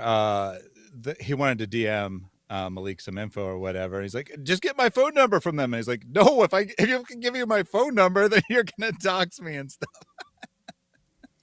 As Malik pretty regularly announces, hey, give me your phone number. He even says when people like join him, he's like, hey, you cross any line with me, I'm gonna dox you. Malik, I think you did something illegal. What did I do? I didn't do anything illegal. I think you did. Hey, speaking my attorney, bro. Speaking so I'm good. We good out here, bro. I'm just sad that this all happened. You saw. I mean, you think the money thing wasn't illegal? What money thing? I said I'm gonna put money up to get more Qurans. For every Quran he burns, I'm gonna take my own money and put money on his head to get more Qurans. Insult everybody's intelligence. Yeah, that's what I meant. Hi, bro. Listen, it's all about interpretation, Danny. Yes, I agree. And the interpretation is pretty bad. So you're hearing it from the horse's mouth himself, bro. For every Quran he burns, I'm gonna put up money to get more Qurans. Ain't that right, Jake? Wait, he's gonna give me. Wait, Malik, are you saying you're gonna give me more money for more Qurans? Because I bought a lot of Qurans. I bought a lot of Qurans for Quran Demolition Ranch. You're seriously saying you're going to give me money? And that's what you meant when you said this is on, when you flashed cash and said this is on your head because of the Quran. Oh, what I really mean is I'll buy you more Qurans. Deal, dude, deal. You can wire me the money through Patreon or PayPal or whatever and tell me this is to replace the money I spent on these Qurans and this is for more Qurans. Do it. If that's what you meant, do it. Want to see it. Want to see it or you're lying. Everyone see what a coward he is, by the way? He'll sit here and flash. He sits there and flashes cash. This is on your head, David. This is on your head. This is on your head for the Qurans. And Danny said, I think what you just did is illegal, right? You're saying there's cash on your head because of what you've done. Meaning, I'm giving cash to someone who takes you out, right? Well, and then specifically said Jay Prince, right? Jay Prince, my boy. This is my boy Jay Prince in Houston, which was apparently to go to the store in Houston and buy a bunch of Qurans and give them to you. Yeah, and then where are those Qurans, man? Dude didn't show up with those Qurans. But yeah, this is tactical genius Malik thinking he can threaten people, but I can just say what I really meant was, yeah. Good luck with that, man. Good luck with that. Notice what he said. He said, my lawyer speaking told me it was legal, which I think is probably actually a true statement, right? He probably ran it by speaking Muslim and said, hey, what is the most I can get away with, right? What will not cross the line of being illegal? And he got that advice. That's a serious ethical violation if he actually got that advice from a lawyer on how to skirt the law of, putting out a bounty. And that is good information to know about our lawyer friend speaking Muslim. I don't be passing Qurans around. I don't think either of us are going to benefit from me pressing anymore. Bro, where was your crew, man? Yeah. Nobody showed up, bro. Zero. Hey, man. We had like 5 Muslims and we still held it down. Bro, I was here. I was waiting. Hey, show up to what? Armed security? Like, Hey, bro, we showed up. yeah, but y'all. And what does it mean? There's like armed security, like at the debates and stuff like that. I'm sitting in a hotel lobby, lobby for hours. I'm sitting right by the door. Anyone can walk through that door and blow my brains out. Could have done it. No problem. No one would have been able to stop him. So what's he mean? He like, did you want to kill me and then like you get away and like what? How did you think this would work? Like you go in there, shoot me, and then you go out the door and you never get caught or something. Was that the situation you're demanding? I don't know what this dude's thinking, man. Like why wouldn't you be willing to accept the consequences? If you're willing to accept the consequences, namely getting arrested and going to prison and stuff. Anyone could have blown my brains out, man. Anyone could have walked right up to me. There was no stopping them. And keep in mind, this time Jake is still an ally, right? He's still on Malik's side. That's obviously changed since then. But at this time, Jake is like, hey, man, we trusted you to bring a bunch of people. We trusted you to create a scene and make it difficult for David, and no one showed up. What's going on, man? And then Malik's like, hey, it's not my fault. They got a security guard, so we couldn't show up. And then they're like, we showed up. Yeah. Why didn't you show up? Yeah, and again, he's just a moron. There was security to get into the debate. There's not security stopping you from getting into the lobby. If you went down the hall to go to the debate room, there was security there. You had to go through a security checkpoint to get into the debate room. Most of the time, I was sitting out in the lobby. Coward. There for business. Y'all there to debate. I'm not there to debate. Listen, if I showed up, Jake, I guarantee if I showed up today, your Matthew 23 argument wouldn't have hit as hard, bro. Because it might not even it wouldn't even have made it to Matthew 23, bro. As soon as his intro started and my name was mentioned, he would have saw like 4 guys jump across the room. Did you get a chance to watch that? No, Central told me. He admits he didn't watch it there. Not even the. So Daniel encouraged him to watch the first 2 minutes so he could see your statement about him, right, about Malik, and he wouldn't even do that. He wouldn't even watch that part. He's like, no, I just rely on other people telling me what he said. I mean, he might have actually, right? This is Malik. We can't take him at his word. But he claims he didn't watch it. Then he claims he did. Then he claims he didn't again. Who knows there. But he's saying, hey, if my guys had shown up, then they would have all jumped David. Yeah, that's exactly what you promised they would do. Yeah, he promised that, and then I showed up and you didn't. And I mean, think what he's saying here. Like, oh, well, if I had showed up with my crew, we would have done something. Okay, but you didn't. I showed up. So I'm scheduled to do a debate. You say, if I show up to the debate, you're going to show up and do this. I show up, you don't, and somehow you conclude I'm running and you're not. And you're like, but there was security to get into the debate. And hey, I don't know why you guys debate performance. Yeah. Yeah, the guy who threw a tantrum for an entire month saying, you have to shut down the debate, you have to shut down the debate, you have to shut down the debate, suddenly says, well, of course I didn't show up. I didn't want to disrupt the debate. Why would I want to do that? It's only all I've been saying for an entire month. Like timid about it, bro. Like this is how any typical Muslim, bro, would get down on the street, bro. We don't tolerate this behavior. Like, how long have I been doing this? How long have I been doing this? Hey, Thaddeus. Like idiots.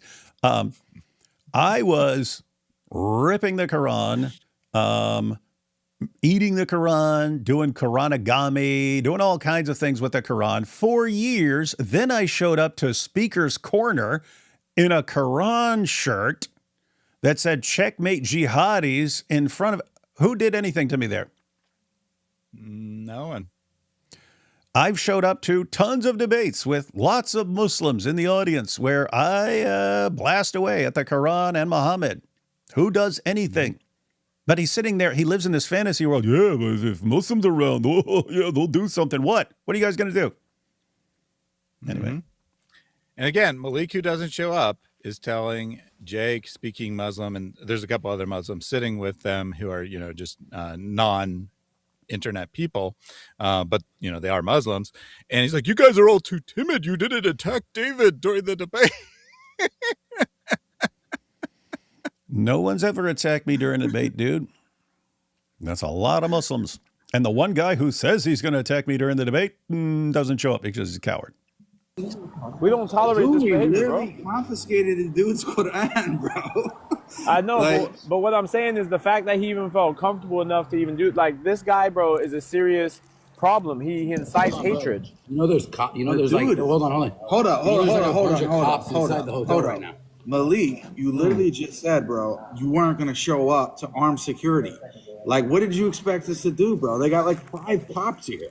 No, I didn't say nothing about y'all. I didn't say nothing about y'all. You guys are too timid. And then they're like, bro, there's security here and you didn't show up. Well, I didn't say anything about you guys.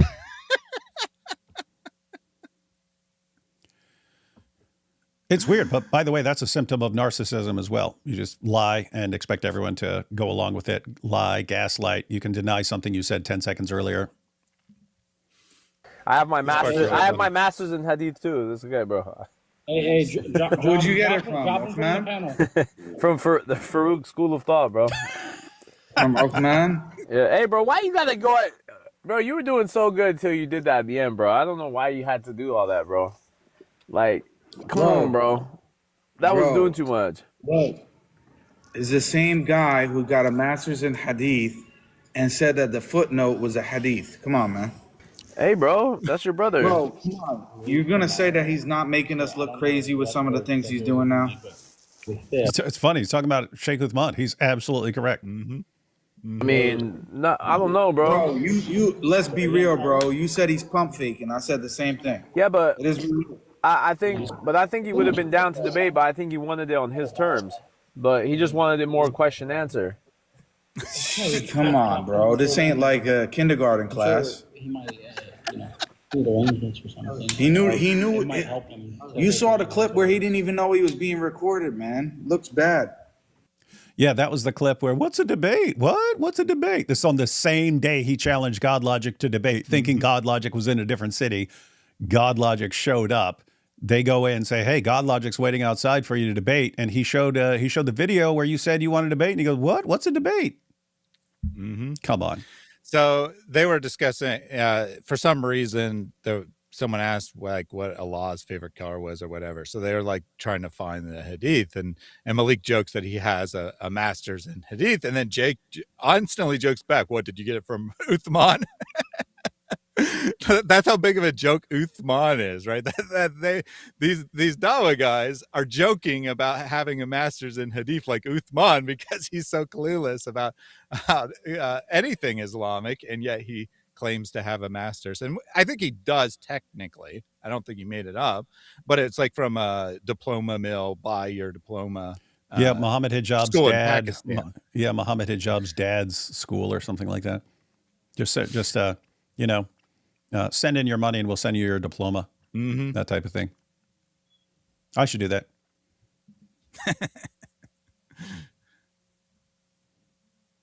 The guy, when I was calling him out and I was sending him voice notes, regular text, everything, didn't answer. But then when I went at the Rebecca being 3 argument, he hit me up.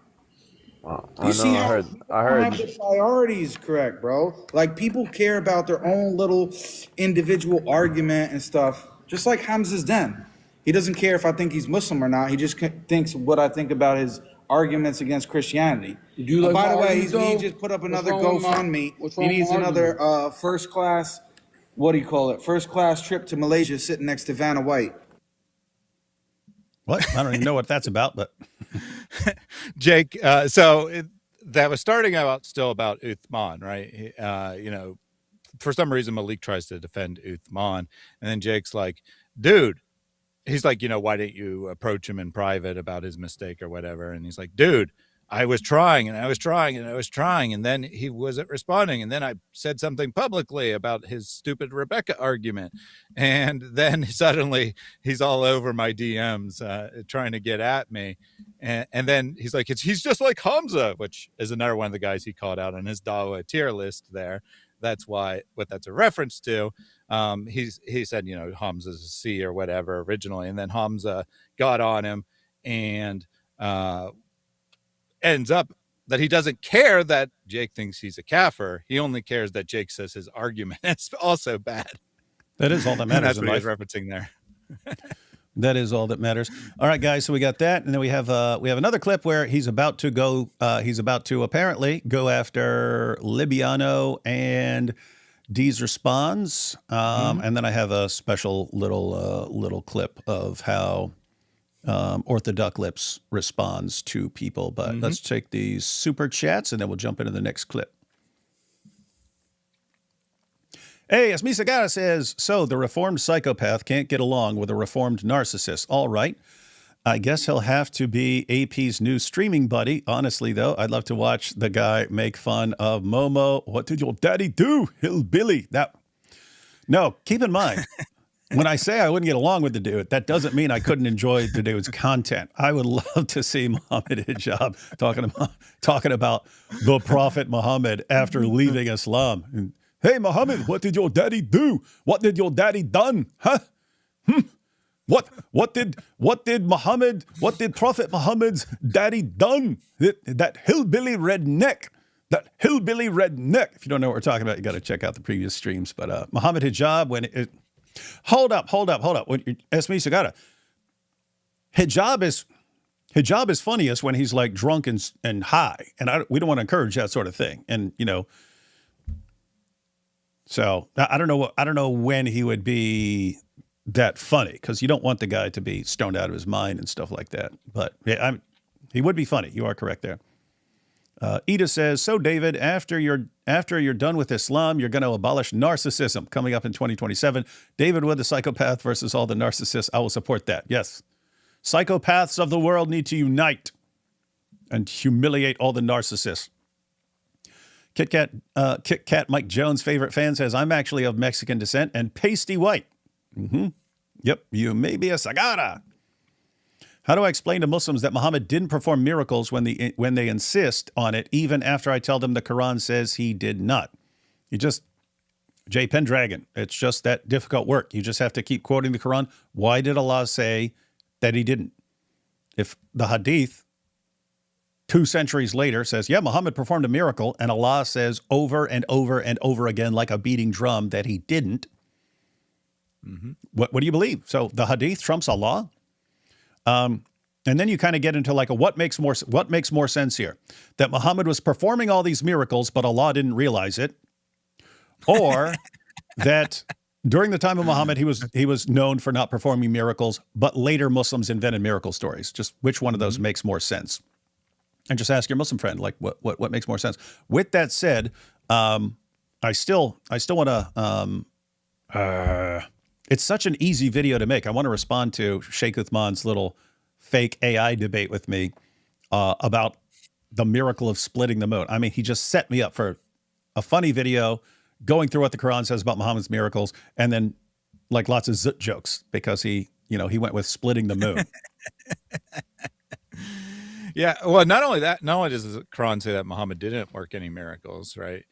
It explicitly says Allah will not give him any miracles because people didn't believe the previous prophet, so it'd be pointless for Allah to do that. And then Muslims are like, well, you see, this is the proof that he's a true prophet. He worked all these miracles. So they know better than Allah, I guess. Mm-hmm. Always do. Always do. I just had a revelation. Momo liked animal meat too much. He died from poisoned meat. And who can forget Al-Zut? What was he robbing in caravans? Very Islamophobic. Duck Lips did the same thing as Warner. Took it up. Pyru only keeps Malik around because he will reliably tell half the town where to buy their weed from. They don't show him the hard crimes, though. Yeah. That maybe they just keep him around because he knows where weed is. Folded origami style. Folding on camera, not in the zut sense, I hope. Nope. David, here in the UK, they now knock on people's doors asking if you boycott Israel. The U.S. is a freer place. Lots of family live over there. Oh, yeah. No. Make no mistake. The U.S. is way better with that stuff than the UK is right now. UK is one of the worst places. Not only that, Yasser Qadhi implied that the UK was more fundamentalist than Saudi Arabia or the rest of the Middle East. Mm-hmm. That he's like, in many ways, the Salafi movement is the strongest in the UK, even stronger than in the Middle East or whatever. They've moved beyond it, in other words, in his view. They've moved beyond it. He thinks that's a good thing that they move beyond it, but either way, he says the UK is the most hardcore Salafi place on the planet. The real dilemma is if Junior or Malik is the face of Dawah. They both are. They both are, and they're both doing an awesome job. What adult other than Malik's says in real life this much? Especially for a dude whose only life is on TikTok. He's so coy. Look, man, if you didn't want to replace Warner with the Dizzle, why you sound so extra? If Malik is worried about getting in trouble for assaulting you, I wonder if Malik would back down from Street Beef's match with you. Prime opportunity. Spoiler, he would totally run. What the heck? Again, he's this like little tiny, pathetic little dork. Islam is not of God. That's true. Malik, Big L Smalls just can't win. Not Biggie Smalls, it's Big L Smalls. David don't want that. Yeah, he finds it annoying. Mm-hmm. Another excellent production reason answers. Thank you. Well, we've got more. It boggles me how much they are willing to risk for so little. Hijab versus Douglas Murray, Uthman versus Godlogic, Malik versus Dawa guys. Sixth graders would call this childish. Conservatives are saying there needs to be more Christian content out there. No joke, 100% serious. This entire saga would make a great comedy movie. That's true.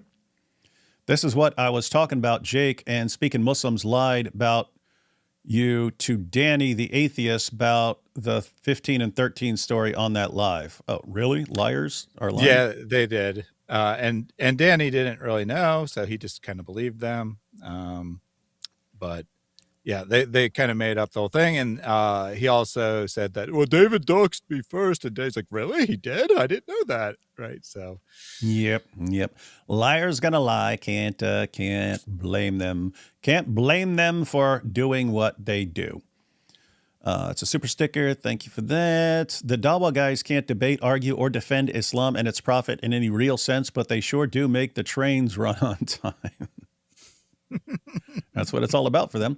David, you hillbilly redneck. Hillbilly redneck. It's kind of funny because it's kind of true. Grew up in a hillbilly area of West Virginia. Yep. But I moved around a lot and adapted. And so, it was weird. So I grew up hillbilly, got hillbilly family, hillbilly cousins and stuff like that. People are like going out hunting and stuff, like all this hillbilly stuff, moonshine, all that stuff. But moved around, go to prison, lived in the Bronx for a while. For a while, I could fit into any environment. In other words, I could go to a hillbilly area and sound just like a hillbilly. I could go into a room full of philosophers and sound exactly like a philosopher. I could go around some gangstas and sound gangsta, and I could fit in anywhere. But then, like after a while of just not being around anything and just like making YouTube videos and stuff like that, then I couldn't adapt. Like I wouldn't fit in anywhere anymore. Weird. But I fit in here on YouTube with all of you awesome people. He's only funny when he's high because Momo fans have no sense of humor. Christians do, though, so maybe. Yeah, so you're saying if he didn't have Islam, maybe he would have a better sense of humor. Hey, it's Inspiring Philosophy. I think I'm going to be live with IP later. That's still yesterday we were planning. Let me just make sure that is scheduled still. Just want to make sure I'm going to be live still with IP later so I can tell you guys about it. Inspiring Philosophy. Oh, yeah. Yep. Going to be on 8 o'clock p.m. on IP's channel talking about Islam is collapsing. Apparently, IP has some new data on that. So check that out later. Oh, nice. Mm-hmm. Inspiring Philosophy says, Maloink said he is leaving the country for Ramadan. Clearly, he is using this as an excuse to report back to Mossad in Israel. He can't fool us. Absolutely. Absolutely. You don't want to send all that info online, so he delivers it in person, and then they send him, they give him his 7,000 shekels per Dawa career that he destroyed and per Quran that he got burned. So he's actually getting piles of cash. Serious moment here. I feel a bit bad for those guys. It feels that they are so lost. That is, if you wanted to be sympathetic, these guys are pretty screwed up. Maloink said he got betrayed with false info and showed screenshots of Speaking Muslim giving him the name and details of David Sagara. I know, that's what I heard. Like, what to do. That maybe, like, so Malik is like, he's like the ear. They called Muhammad the ear because he would believe what he hears. And apparently Malik was like, what? David Wood's real name is David Sagara? Actually, it's funnier because I've seen that screenshot, and we'll get to see that in the next show. But he sends the info, and then Malik says, "You got the wrong guy. That's not him." So he's a little smarter. But then he airs it anyway. So like he didn't believe it, but he aired it anyway. And then he built his whole fake interview around that, right? His whole fake interview with my victim, and he built it around the idea that my real name is not David Wood. Oh, yeah. That's what it says later in the conversation. And I'm speaking with the girl in a few hours, so I need to know, something like that. Stupid. Hey, check this out. We got a special guest showing up here.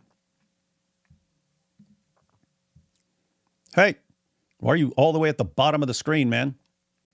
Oh, I'm here. Sorry. There we go. How you doing, man? I'm good. I just saw you were streaming. I said, maybe I'll just take a visit and drop in. That's how Issa does it. Now, hey, Malik, see how this works? We got Issa here. So even if I'm watching something and I'm about to, oh man, I'm going to shred this Quran, Issa's here and he's cool, so I won't end up doing it. You'll be like, oh, what a coward. Do it, coward. Do it. Weird stuff. I beg you, I really want to see it. In the 1980s, there was a movie named Zoot Suit with Edward James Olmos. There's a joke in there somewhere. Hell yeah. Yeah, I was, I've never actually watched that, whatever it was, 2012 Judge Dredd movie, but I've seen a bunch of YouTube clips and I posted it on X. I just noticed at random watching one of the clips that behind him, so he's sitting there and he's like killing a guy and stuff, but behind him there's a place called Zoot Dog. And so it's funny. But yeah. So, Issa, we're about to check out this next clip. You ready, man?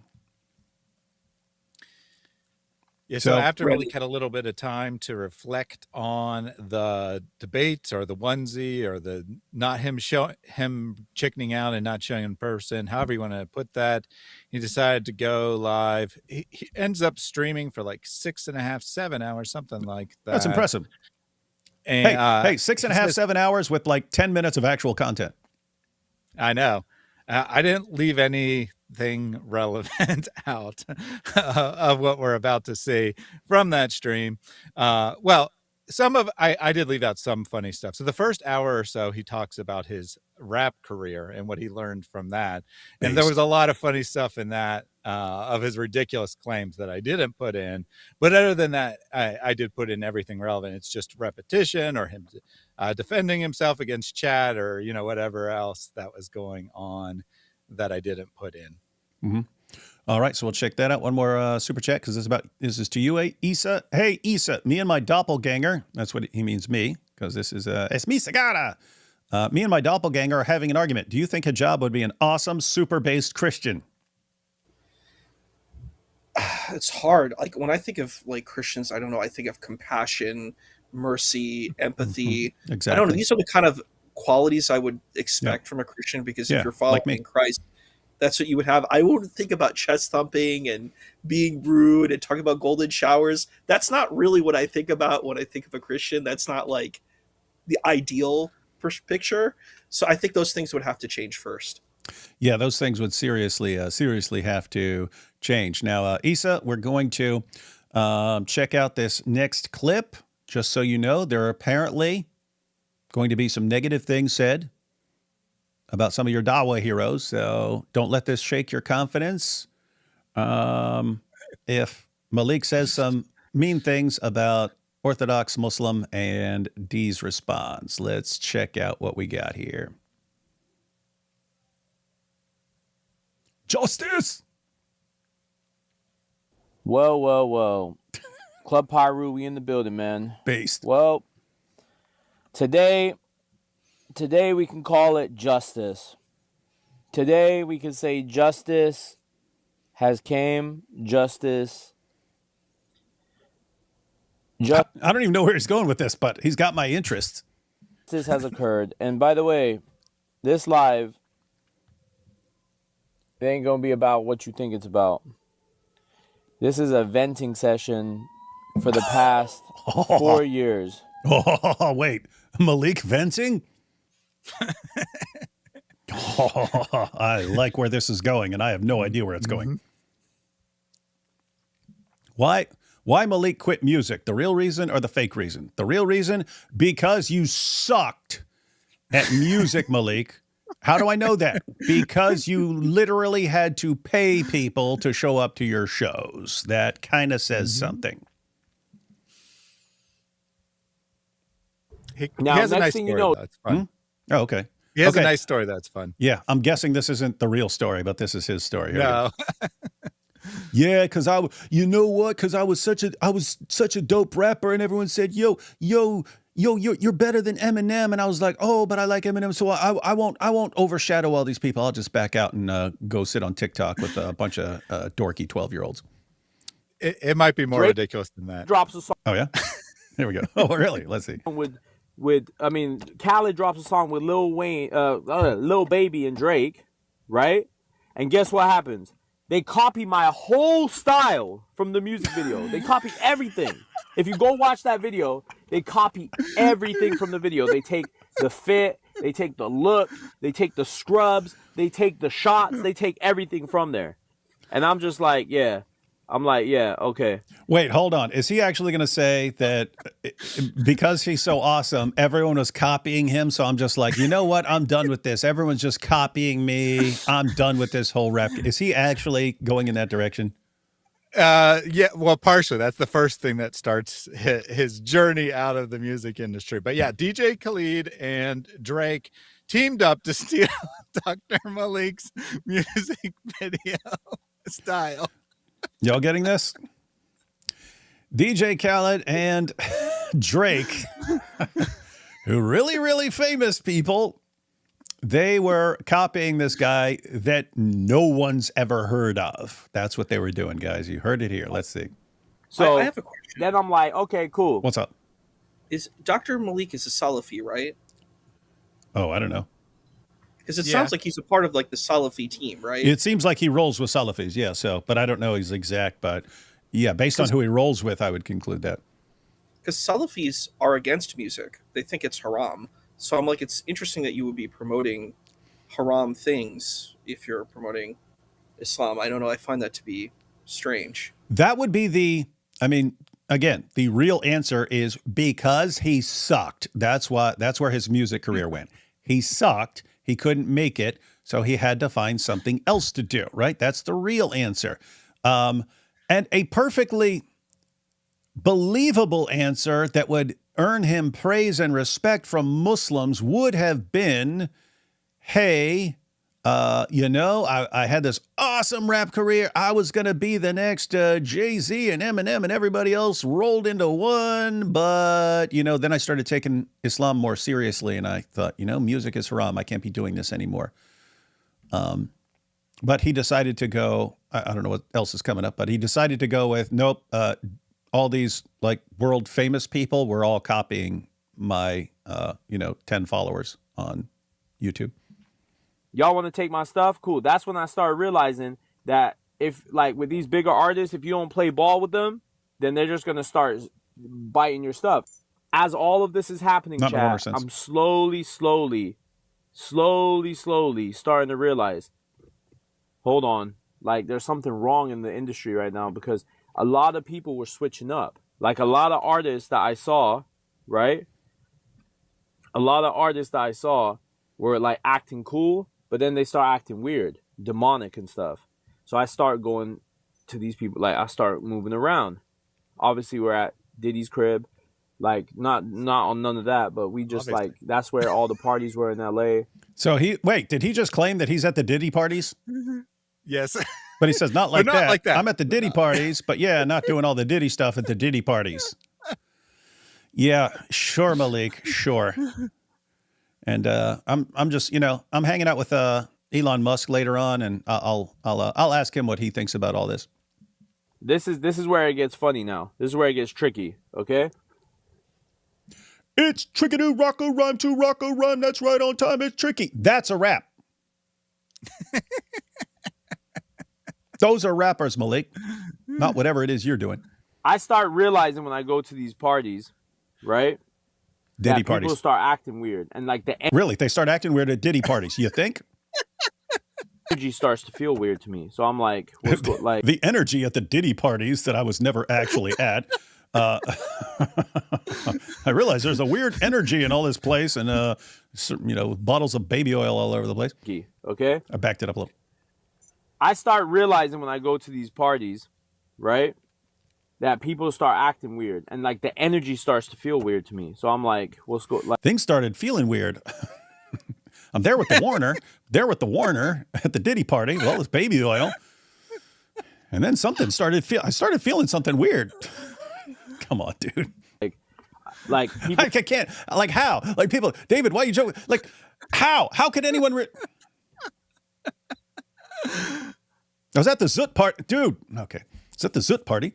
They're saying it's Illuminati, this and that, but I don't see anything, right? Like, I'm looking at it and it looks clean. It just looks like maybe people drank or smoked. He just said that people were saying it's the Illuminati at the Diddy party. This all ties together, right?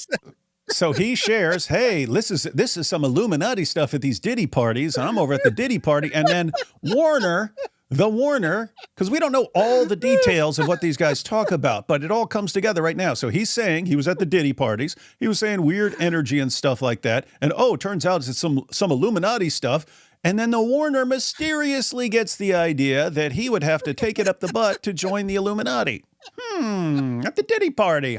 Wonder where we would have gotten that idea of this weird energy. And I just started feeling something weird deep inside me at the Diddy parties. Come on, man. Something, right? Okay. Now watch this. This is funny because I met Nicki Minaj at whenever LA, I don't know what year it was. And Nicki Minaj fell in love with me and she said, hey, Malik, I want to do a full record with you. You're so awesome. Google what year was the Super Bowl in LA. Whatever year that was the year I met Nicki Minaj, okay? Yes. And she said, you are my only true love. And I said, no, that would be haram because I'm a devout Muslim now. And at the time, Nicki Minaj was seen at the mosque. Like they were capturing her out, like coming outside the mosque, right? So I'm like, okay. And Nicki's like, cool. Like we were speaking back and forth. Like it was all like she seemed cool to me, right? And I told her, like I literally told her, and I forgot who else was with her. I was saying to them, like, yo, like, don't you think sometimes people in the game are fake and stuff and that? She was like, nah. Like, I'm good. I'm this and that. Like, nah, it's just, she was basically saying, like, I was complaining, pretty much. That was her, like, end thing. Like, I was complaining and that I just needed to step up my game. Now, look yesterday.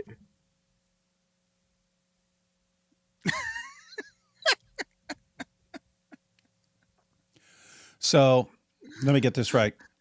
Let me guess. Nicki Minaj concluded that Malik was right. This man had the hikmah. He was right about all this stuff. So she's like, no, all this stuff is completely fine and innocent. But now, thanks to Malik, she finally, oh my goodness, let me play this. This is why the failed rapper left. And this is why when I went to Mecca, it happened straight after. Hold up. He's saying that he left the rap game because of all the stuff they're doing. And he realized it's demonic, all this stuff they're doing. And so instead of just deciding that he was going to be a force for good in the rap game, he just has to get away from the rap game. Them, because I was already, right? This was already on my mind. She said, your favorite artist has been practicing rituals in a satanic cult where they take babies from other countries and mutilate and unalive them as a form of blood sacrifice to their God. You see, when you're... I just pointed out the comment here from Carrie Ann Patricia. She says, Nicki's been complaining about the industry for years. No, Carrie Ann, you just heard it from Malik. This all started because, Malik said some stuff to her and she said, no, the industry is completely good and totally innocent. It's all sugar-coated raindrops here. Everyone's super nice and sweet. And then now she just finally realized, after all these files have come out recently, Malik was right. I have to go find Malik. I have to find Malik to tell him he was right. You were right about everything, Malik. You're so strong. You have the hikmah. You have the hikmah. Master is Satan. You must constantly shed blood. However, the jig, she put it in caps because jig is Jigga. Jigga is Jay-Z, is up, right? So now all of... No, that's a perfectly normal saying. The jig is up. This comes out 4 years later.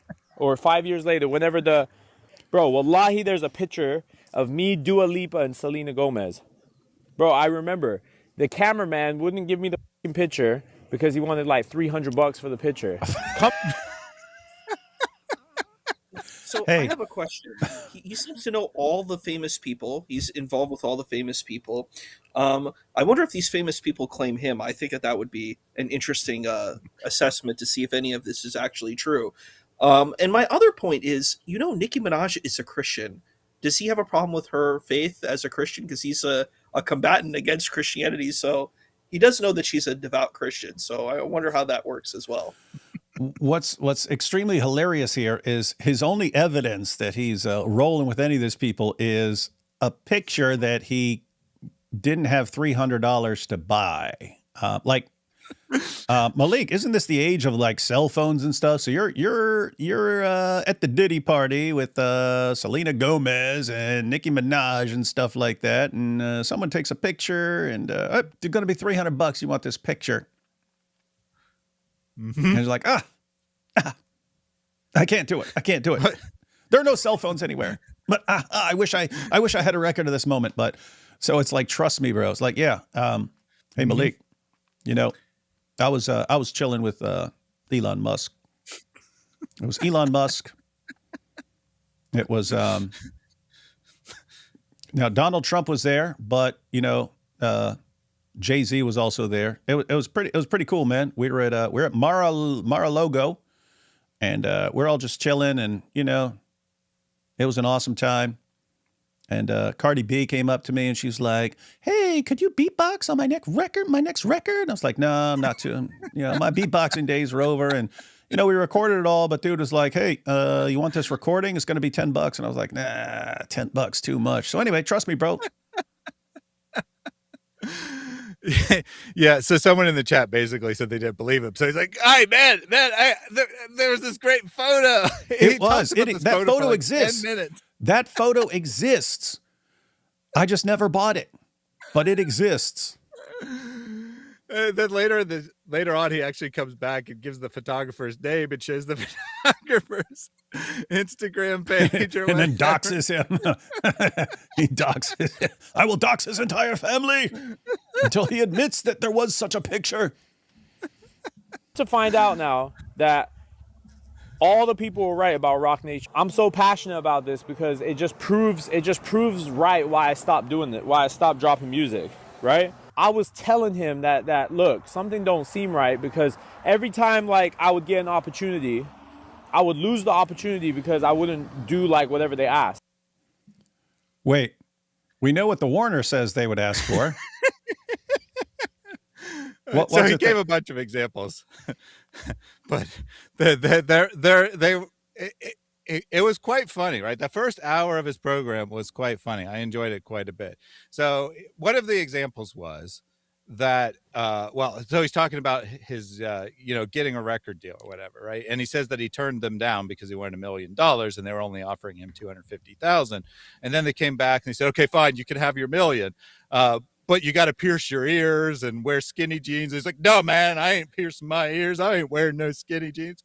But then, wait, he wears that hat. He wears that dorky hat all the time, and he wouldn't pierce his ears. Wait, apparently there's some requirements for joining these the Illuminati at these Diddy parties. Something has to be pierced.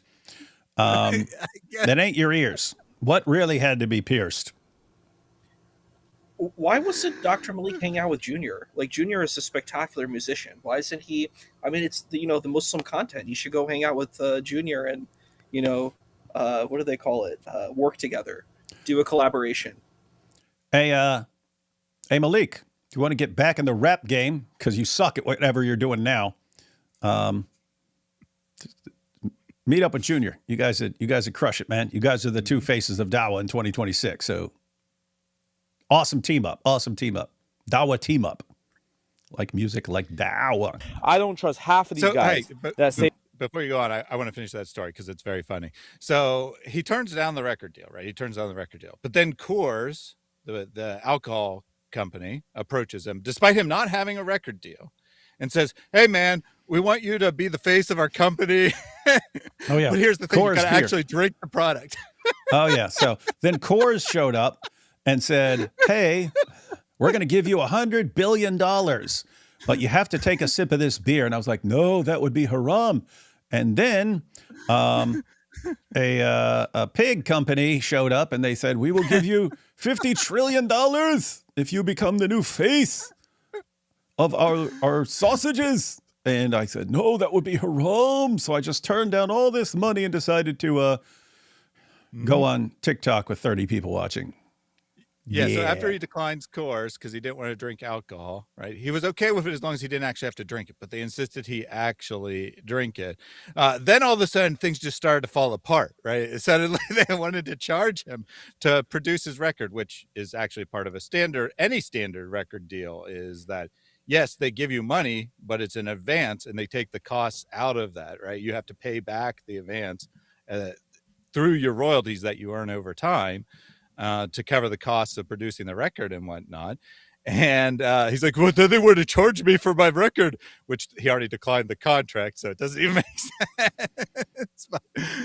And the whole thing is just like this, right? It's just a long series of all the great people he met and all the brand deals he turned down and all this. And the whole point of this long, again, close to an hour story about the music industry is it was fake. The Dawa scene is just like it. The Dawa scene is also fake. Oh, awesome. Let's see. Whatever they ask. Oh, and he has great foresight. He realized that the music industry was fake, and that's why he got out. And now it's been revealed by Nicki Minaj. And he's getting out of the Dawa, and you'll see. Mark his words. You'll soon find out about how fake the Dawa is.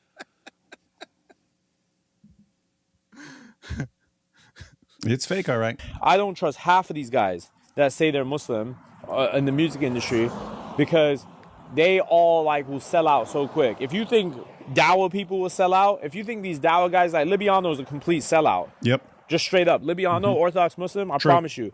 Reason I disassociate, you guys don't even know it. From a perception standpoint, it looks like he disassociated, but wallahi, I disassociated from Libiano as soon as I started seeing he was a sellout. As soon as I started seeing Libiano was a sellout, disassociated from him straight away. I just clocked it and dipped. And you guys will see. I'm always early to the game. I'm always early. You guys will see it soon. This guy's a sellout. If you knew his operating style, you would see it. Complete sellout. Okay? Now, that was just that was just one person, I promise you. Sellout. Dean responds, sellout. I told Libiano, bro, Dean responds is going to be your downfall. Oh, I know, bro. It's okay. He just gives me the notes. Next thing you know, they're buddy. Leafy. Oh, I told him, Leafy's recording your phone calls, bro. Leafy is recording your phone calls. Oh, nah, bro. He ain't recording no phone calls. Then you go find out your phone calls are getting recorded, right? Then I start telling you, okay, I told you, Libiano, you're becoming a sellout. I didn't bring you around Warner so you could start selling out and get in Hollywood. Why did you bring him around Warner? That's some sort of weird offering?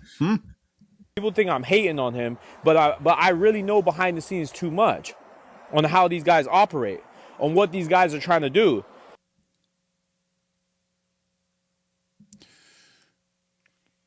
Come on, we know you're gonna back down. We know it, man. My point being is that everything around you, right? Everything around you, okay, is not what it seems. Is Hajj travel becoming a business or Umrah, right? Because every time I was in Umrah, right, it's always a business. It's always a business. That's true. So people have to save up for years to go on Hajj, and they try to, the agencies that make the trips, try to milk them for every penny they can for all these awesome upgrades left and right. Brilliant. I mean, hats off to, hats off to the game there, because you got a desert. You're in the middle of a desert. How do you make it? This super wealthy city? Well, they did it. I went and did Umrah with my mom. I took her. My mom, What's that? I want to add one thing too. One thing that's not mentioned too is there's a lot of prejudice and racism too. So if you're a person of European ancestry, that you get questioned if you're actually a Muslim or not. Let's say you have a name like David Wood. If you said, "Hey, I'm a Muslim and I want to go to do Umrah," They'll be like, is that an "You're not experiment really you're suggesting? You suggesting a fun experiment? It would be very hard, I promise. If you try to go and you say, "No, my name's David Wood," they're like, "Are you really Muslim? No, nah, you can't be Muslim. You're of European ancestry. You're not Muslim." And I can say, but I was convinced by all the powerful da'wah. And they go, "Oh, okay, come on." It's a problem though. There is a lot of discrimination to people of European ancestry, and I think that's an issue. Should be questioned. And people of African ancestry. True. Right? It's always a business.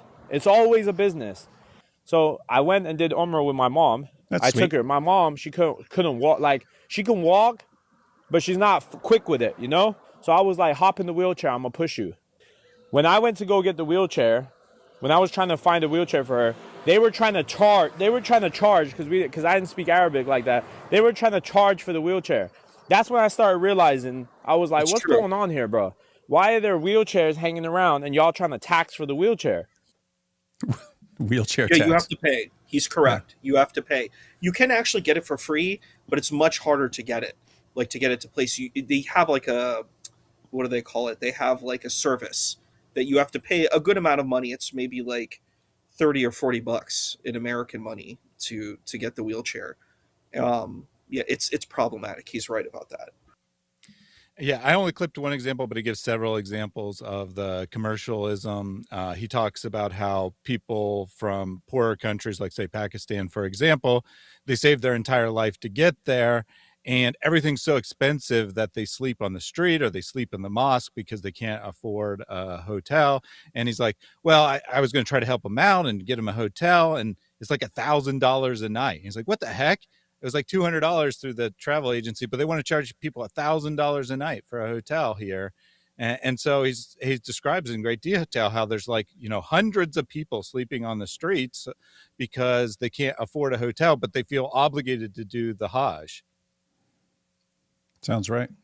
Yeah, it's deeply problematic. Like, it's kind of grotesque.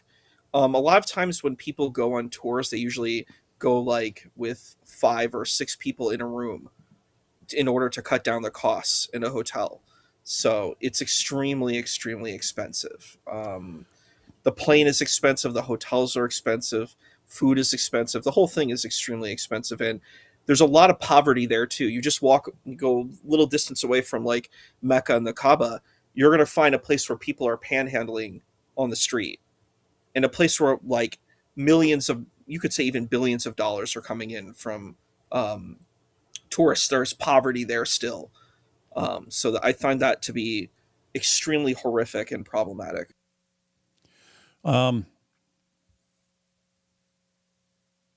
Yeah, and besides that, you have all the sexual assault and so on. They're the gropers who go around just constantly groping women and men, apparently. And people are actually warned, hey, don't react to the groping or it will cause this big scene and so on.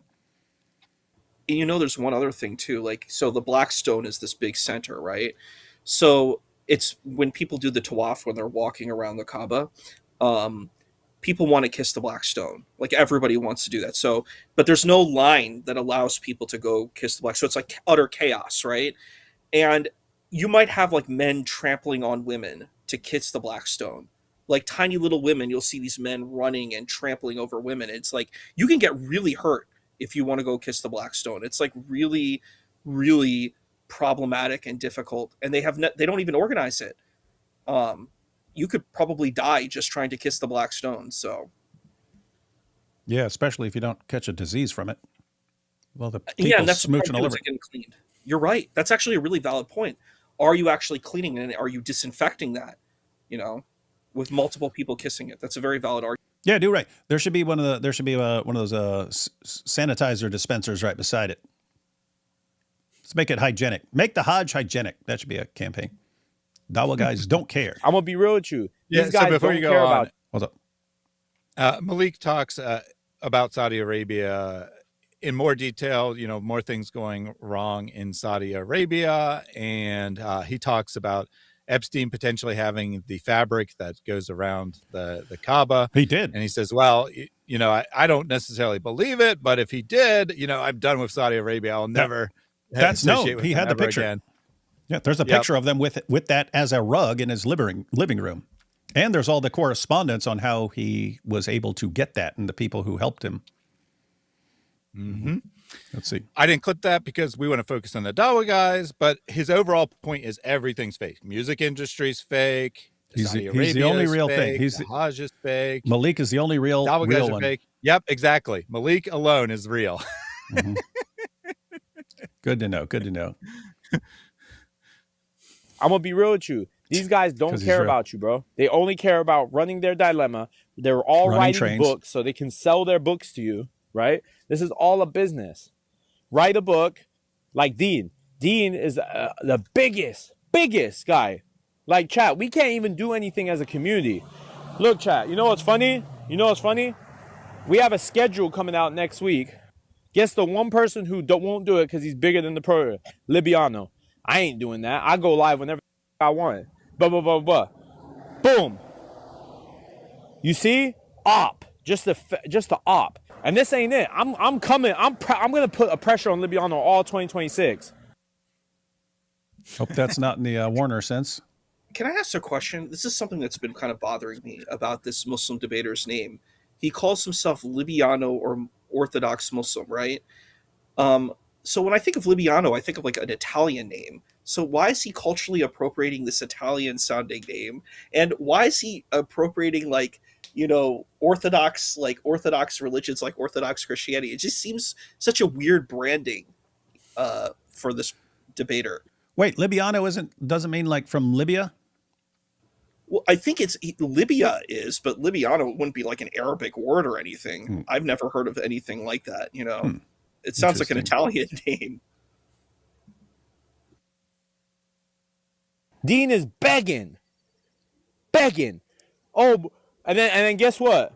When he gets called out for it, oh brother, I'm not on TikTok. I didn't know that we weren't talking to Modern Day Debate. I didn't know Modern Day Debate was a blasphemer. I wasn't aware. But you was on the phone call with Leafy and Libiano, which Leafy recorded, and you're lucky it didn't get dropped. You're lucky that call didn't get dropped, Dean, because Leafy was protecting you, right? Leafy was protecting you, Dean. You told them on the phone that you knew about it the whole time, but you didn't give a crap, and that you're going to do whatever you like. Smart. So just to fill people in, the Muslims on TikTok, they organized a little boycott saying they weren't going to go on any Christian channels. And apparently Dean and Libiano refused to be part of that. This is just like one spoiled little toddler demanding his way, and anyone who disagrees with him, he's like, well, I'll add you to the we'll boycott you, or I'll snitch on you, or I'll dox you. Can I ask another question? Because it's something that I've been thinking about.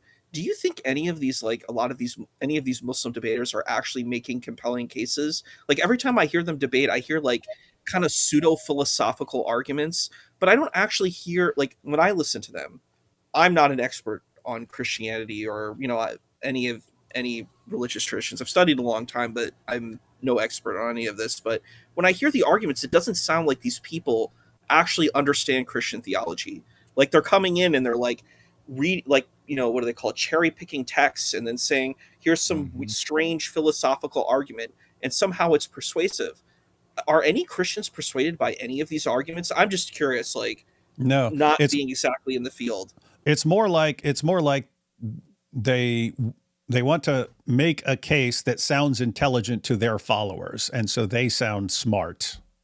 Even though anyone who's actually looking at it's going, it's massively deceptive, and everything you're doing is a fallacy. Like everything's a straw man or cherry picking or something like that.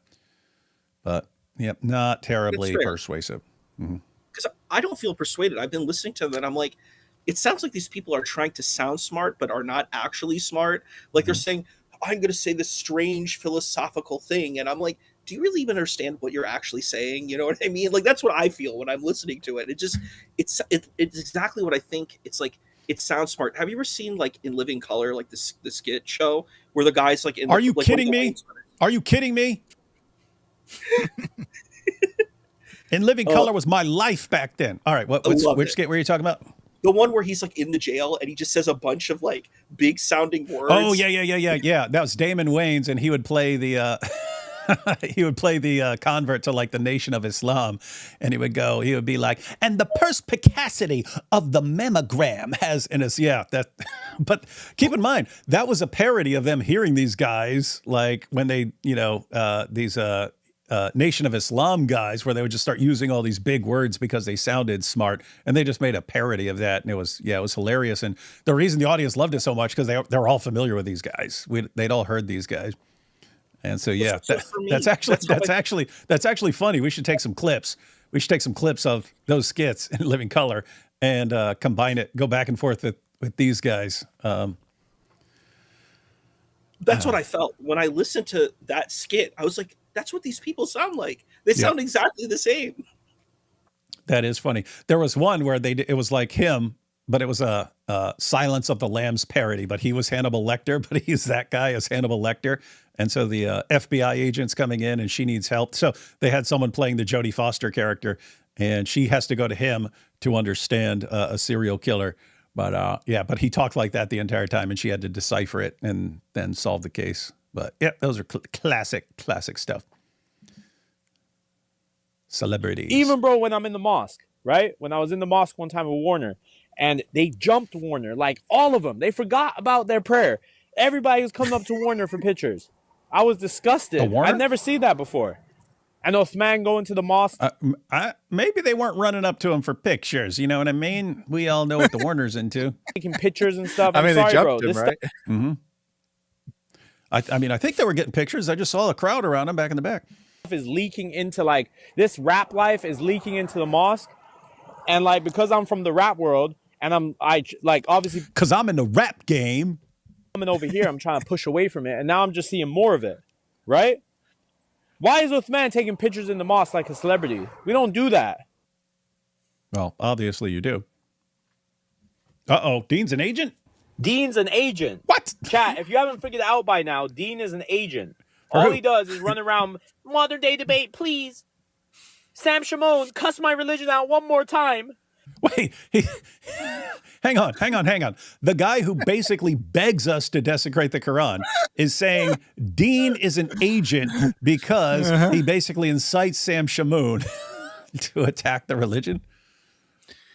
In a previous episode, when he's trying to prove he's not an agent or whatever, and we're the real agents, he said, hey, we had an old trick in the hood that if you wanted everyone to think you weren't the agent, you'd go around and accuse everyone else of being agents. Awesome stuff. Libiano doesn't do anything. Here we go. And he doesn't do anything for the Dean anymore. All he does, he doesn't give charity back. All he does is going around looking for clips.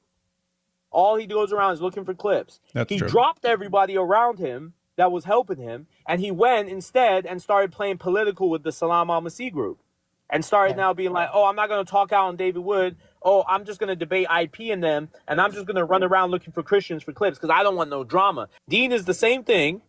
All Dean does is he runs around begging for debates on Kafir platforms, capturing Christianity, modern day debate, all of these things, right? He broke the treaty last time that we had, and he keeps doing it again, sliding with these Quran rippers, acting like they don't know what's going on, right? And these guys, bro, act like they're the greatest things since sliced bread, when in reality, these guys, bro, don't do anything for the Deen apart from go and debate these guys and play into the Salam al-Masih hands by literally giving them debaters. If everyone just stopped debating the Salam al-Masih group, instead of including Jay, right, and as well, then they would have nothing, bro, and they would be screwed.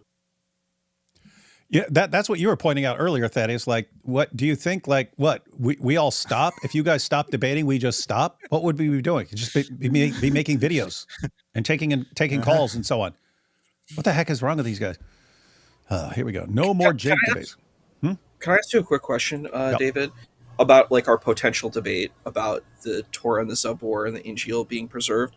Mm-hmm. Who is the person you would like to debate? I thought Junior might be a good person. Is there another person you would like? I'm like on a serious note.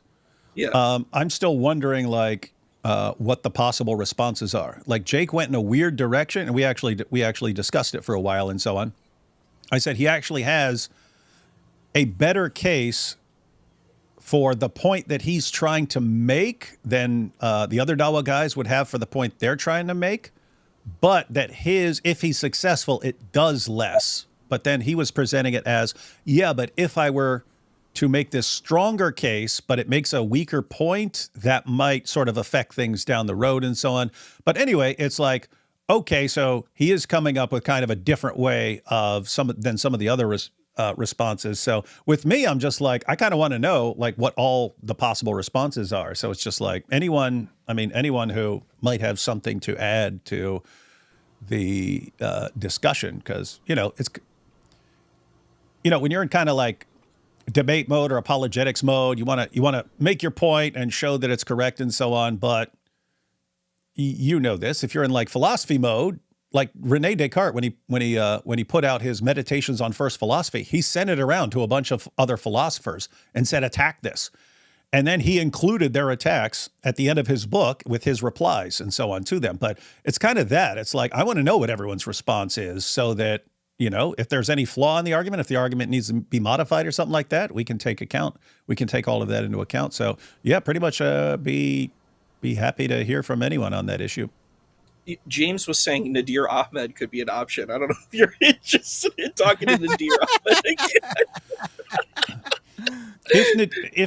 If I thought for a second Nadir was actually going to debate the topic and not just like change it to other things and keep talking about points he wants to, and then start challenging to other debates and saying everyone's running from him and so on, then that's the point. It's like when you debate, it's like a giant waste of time, and all he does is try to derail things and so on. So yeah, with that said, there are other people who like to derail things, but yeah, anyone who's actually like serious on the topic and will maybe add something. He said potentially Orthodox Muslim. Dean responds Nadir Ahmed or Muhammad. You remember Muhammad? I think you debated with him and the other, he said, oh Quran. I think he's a Quran only Muslim, so he'd have to probably want a Quran only partner. But yeah, Orthodox or Dean responds, or the Quran only guys might be interesting from the Quran only perspective, because they just have the Quran to go on. So that might be interesting. But yeah, just keep okay. I'll see talk who's to James. see who's interested. All right. I think Junior would be excellent, though. I think he's an excellent candidate. The thing about Junior is Junior would also be funny, and that is something, right? Junior is funny. We love Junior. Yeah. So here's no more Jake debates. Let's see. And don't tell me about no Jake, because Jake even said he's not going to debate any of these guys anymore after this run of debates. So if we're gonna hold him to that, we're gonna hold him to that. Keep in mind that was before that's a week ago, and then of course Jake called in a couple days ago and wanted to have a debate. So they've had a falling out. They've had a falling out since then. But Malik had gotten a promise from Jake as of February 1st or 2nd or whatever that he wouldn't do any more debates. We'll see. And look, then you got Christians in the chat talking about, we run the Dawa scene because we're popular. Yes, sir, you do. Hey, but wisdom, not for much longer. Not for much longer. That's why all your boys are turning federal now on me. And it's cool. They're still waiting. Hey, guess what? They still won't come to LA. They still won't show up anywhere where we're at. They won't give us 3 days in advance to tell us where they're going. They just show up. I gave you a month in advance where I was going. You still didn't show up. Somewhere, and they expect you to follow them around. Oh, you hear this? They expect you to follow them around. You expect us to follow you around, and we tell you exactly where we're going to be, giving you plenty of it. I'm done responding to his stupid comment. But yeah, notice also the delusion, though, right? That well, first of all, he acknowledges that Christians are dominating online debate, which got that right. Yeah, notices that, but not for long, because great Malik is finally here and he's shutting us down. Yeah, he's doing powerful stuff, man. Here we go. Right? If you Christians are brave, like you claim to be somewhere.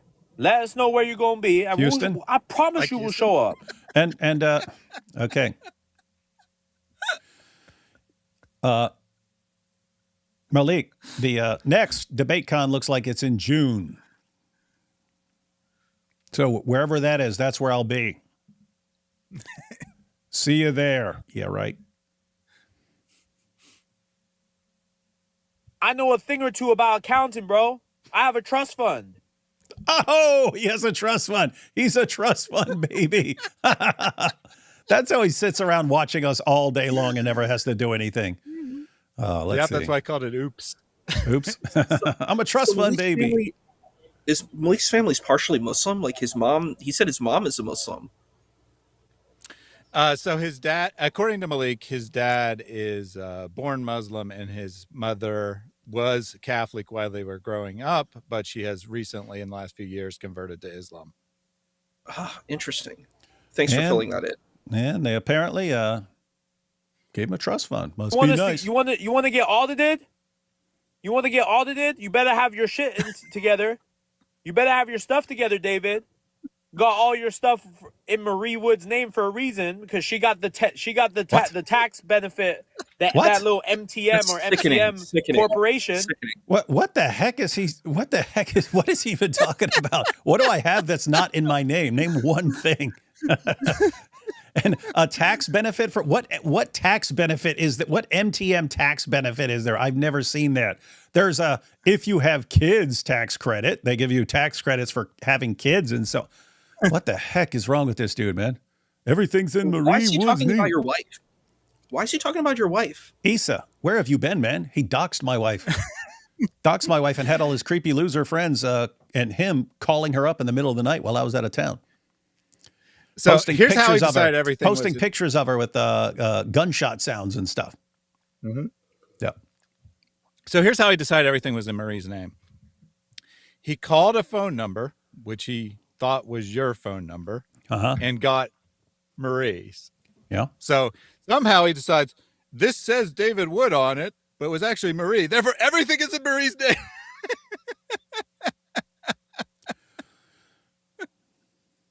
I don't know. Maybe our cell phone account. No, there's no way that's in Marie's name. No, I mean, he thought it was yours, right? So apparently whatever he was looking at, I mean, it was just wrong in reality, but in his mind, it said that it was David's account and it was Marie's number. So therefore, the account is in Marie's name, and that was your phone line. I don't know. He got the wrong phone number and concluded that I put everything in her name because there's some apparent tax benefit. Awesome. Good to know, man. I didn't even know that. The nonprofit. We know you're running all that money through the nonprofit. She gets zero money from the nonprofit. She volunteers for a nonprofit. Never gotten a penny. I don't even know what to say at this point. She volunteers for a nonprofit dedicated to organizing researchers on curing MTM, the disease. That's what she does. And so since my wife volunteers for a nonprofit, everything apparently goes to the nonprofit somehow. Yeah. So I guess like your YouTube channel is owned by that nonprofit. Yeah, and that's how things work. The nonprofit pays you. Yep. This guy's a tactical genius, man. Hey, everyone's abandoning me? Who do we got? We got Naomi, who's I'd never heard of before, but yeah, she didn't like what I did one bit. So she abandoned me, I guess, but let's find out. Let's find out who's abandoning me.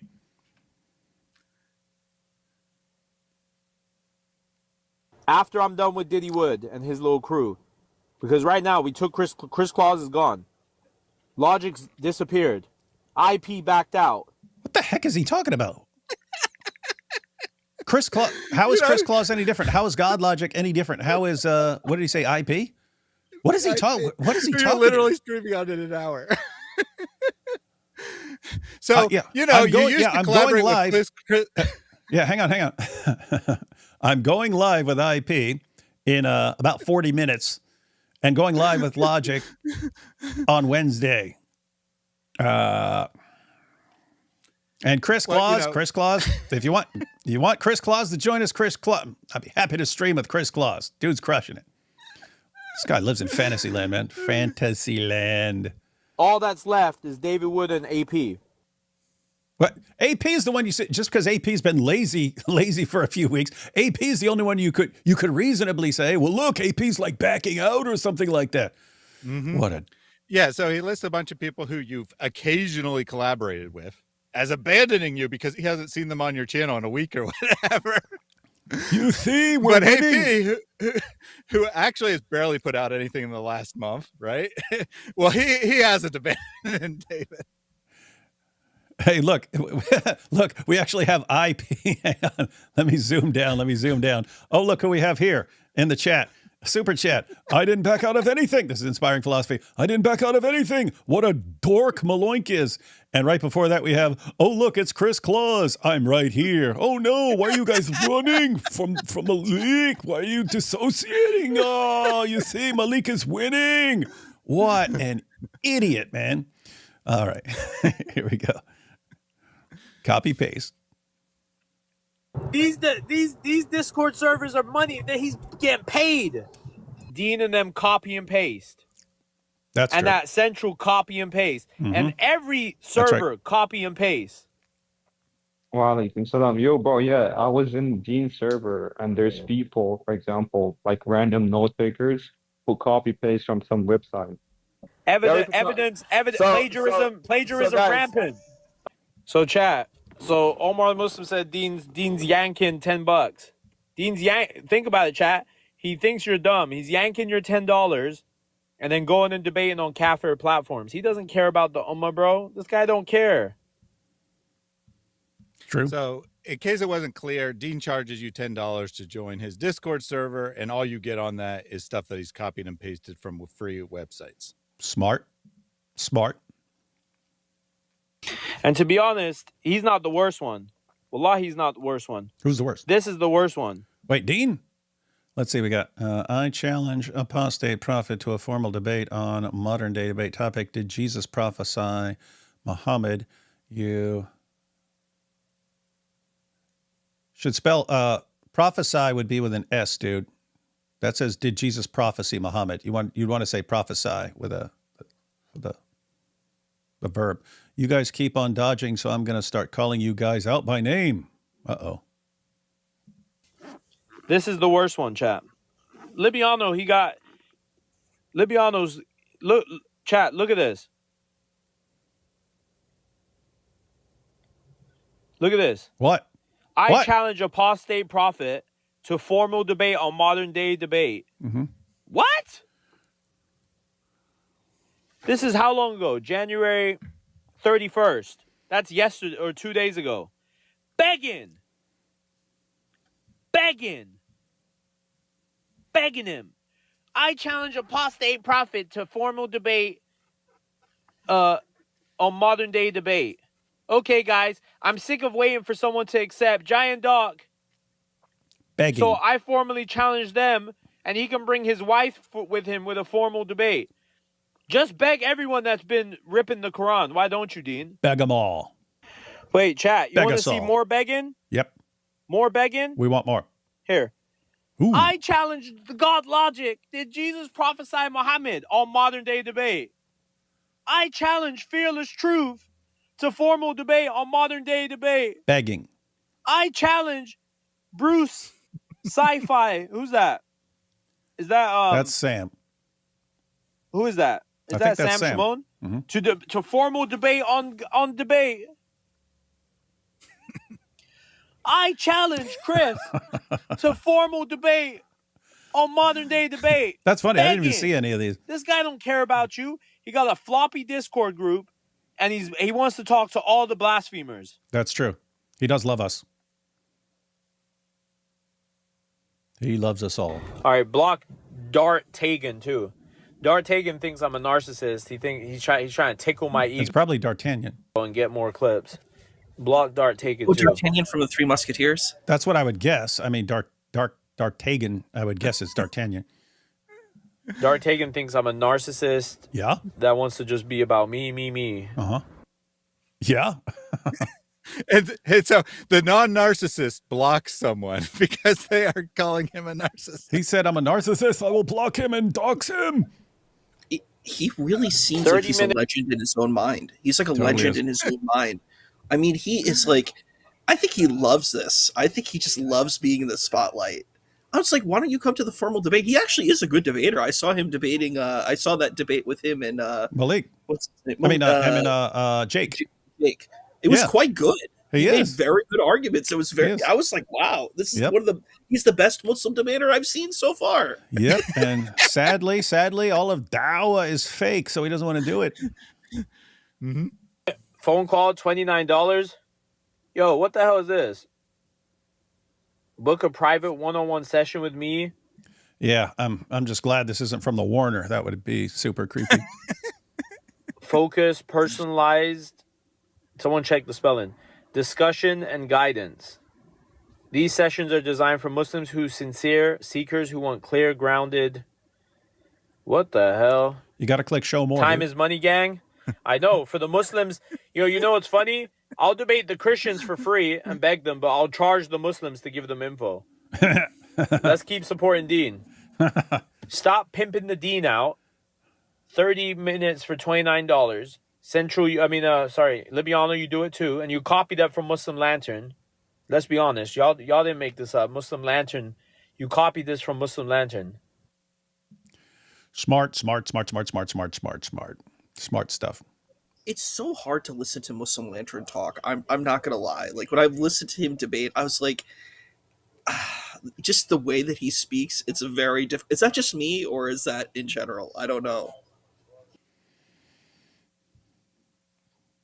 I can't recall hearing him. I don't think I've ever listened to him except for his discussion with Andrew Wilson, but I can't recall what he even sounds like. So yeah, he sounds like this. He talks like this, and this is the thing. He sounds sort of like Igor from like Dracula. The Frankenstein movie, Dracula and Frankenstein. He sounds like that. And I was just like, nice. It's so rough to listen to, and it's like none of the arguments are good.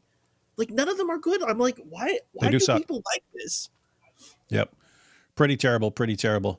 We got one more super short clip. I think it's like 30 seconds long or something, guys. We'll check that out. We'll check out these super chats. And then we got one more clip. That's if you want to know how Orthodox Lips responds to a woman who disagrees with him. Going to see something interesting. Issa is a reassuring presence, counterbalancing David's psychopathy. That's why we'll make an awesome rap. I was going to say rap duo, but it will be we make an awesome rap duo as well. We did that on a show once. But yeah, awesome debate duo. They copied his famous technique to pay people to show up to his concerts. Yeah, he's sitting there saying, what? He charges him. Yeah, I guess to follow him, if you wanted to follow his example, then Deez Responds and Orthodox Lips should be paying people to read their stuff, to interact with their stuff. Not in what we saw today, but he is going to later accuse Speaking Muslim of essentially paying people to come to his lives. So there's that. Malik's music is definitely haram, can confirm. Nice.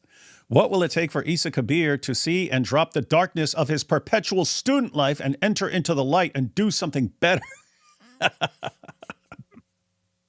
Quit being a perpetual student. I am a perpetual student. I plead guilty on that. I keep going to school. I keep learning, and it's good, but it's burnout. It's definitely rough. I'm a Jew Ashkenazi. I became a Christian. That's cool. I'm actually I'm 2.7% Ashkenazi, according to my DNA test. I'm Ashkenazi too. Malik's music is definitely harmful to my ears, can confirm. I love how we always jump from cool to an extreme demonic with types of peeps like Maloink. Never an in-between. Sadly, not in the Zut sense. Happy to see you all on a stream together. Yeah, it's like, cool. He's being cool. He's being completely evil and demonic. That is interesting. How many Zut change a light bulb? 30 to screw in. Very Islamophobic. You didn't jump D Wood. You didn't jump D Wood. I don't want to be friends now. Yeah, I know, that's what's funny. You didn't jump him when you had a chance. No more being friends. Malik was friends with my cousin, Selena Gomez. Hey, my cousin Selena. Malik should pay AP to be on his next Momo song. It'd definitely be an improvement. Malik should respect sellouts. All his fans are sellouts. The disrespect, shaking my head. Since 632, Mecca has been closed to non-Muslims. Malik is a hardcore gangster. Sometimes he'll have his friends spell out ICUP while giggling. Oh, ICUP while giggling. It's a brutal life on the streets. Yep, that's at Club Pyru. And no shower, undies, deodorant, probably smells. Were they running up to him backwards? Oh, talking about the Warner. Mike Winger has more courage and intelligence than Maloink ever had. He doesn't put his foot in his mouth, and he is willing to be in the same room as David Wood. Yeah, but he always regrets that because I humiliate him. Imagine this. Hijab becomes a Christian and gets called out by Maloink. Ha, you won't do anything, you weakling. Go back to your mommy, you redneck. Go cry to your cousin wife, you low IQ hillbilly. I'm your teacher now. It would be fun to see that. We love and pray for you, Issa. Oh, hi, D Wood and Thaddeus. The new Islamic dilemma: debate Christians, not run. That's a good one. Well, time to dox Nicki Minaj. Yeah, that's why I'm going to dox Nicki. Yeah, I'm going to dox her. Malik knows all about non-profits.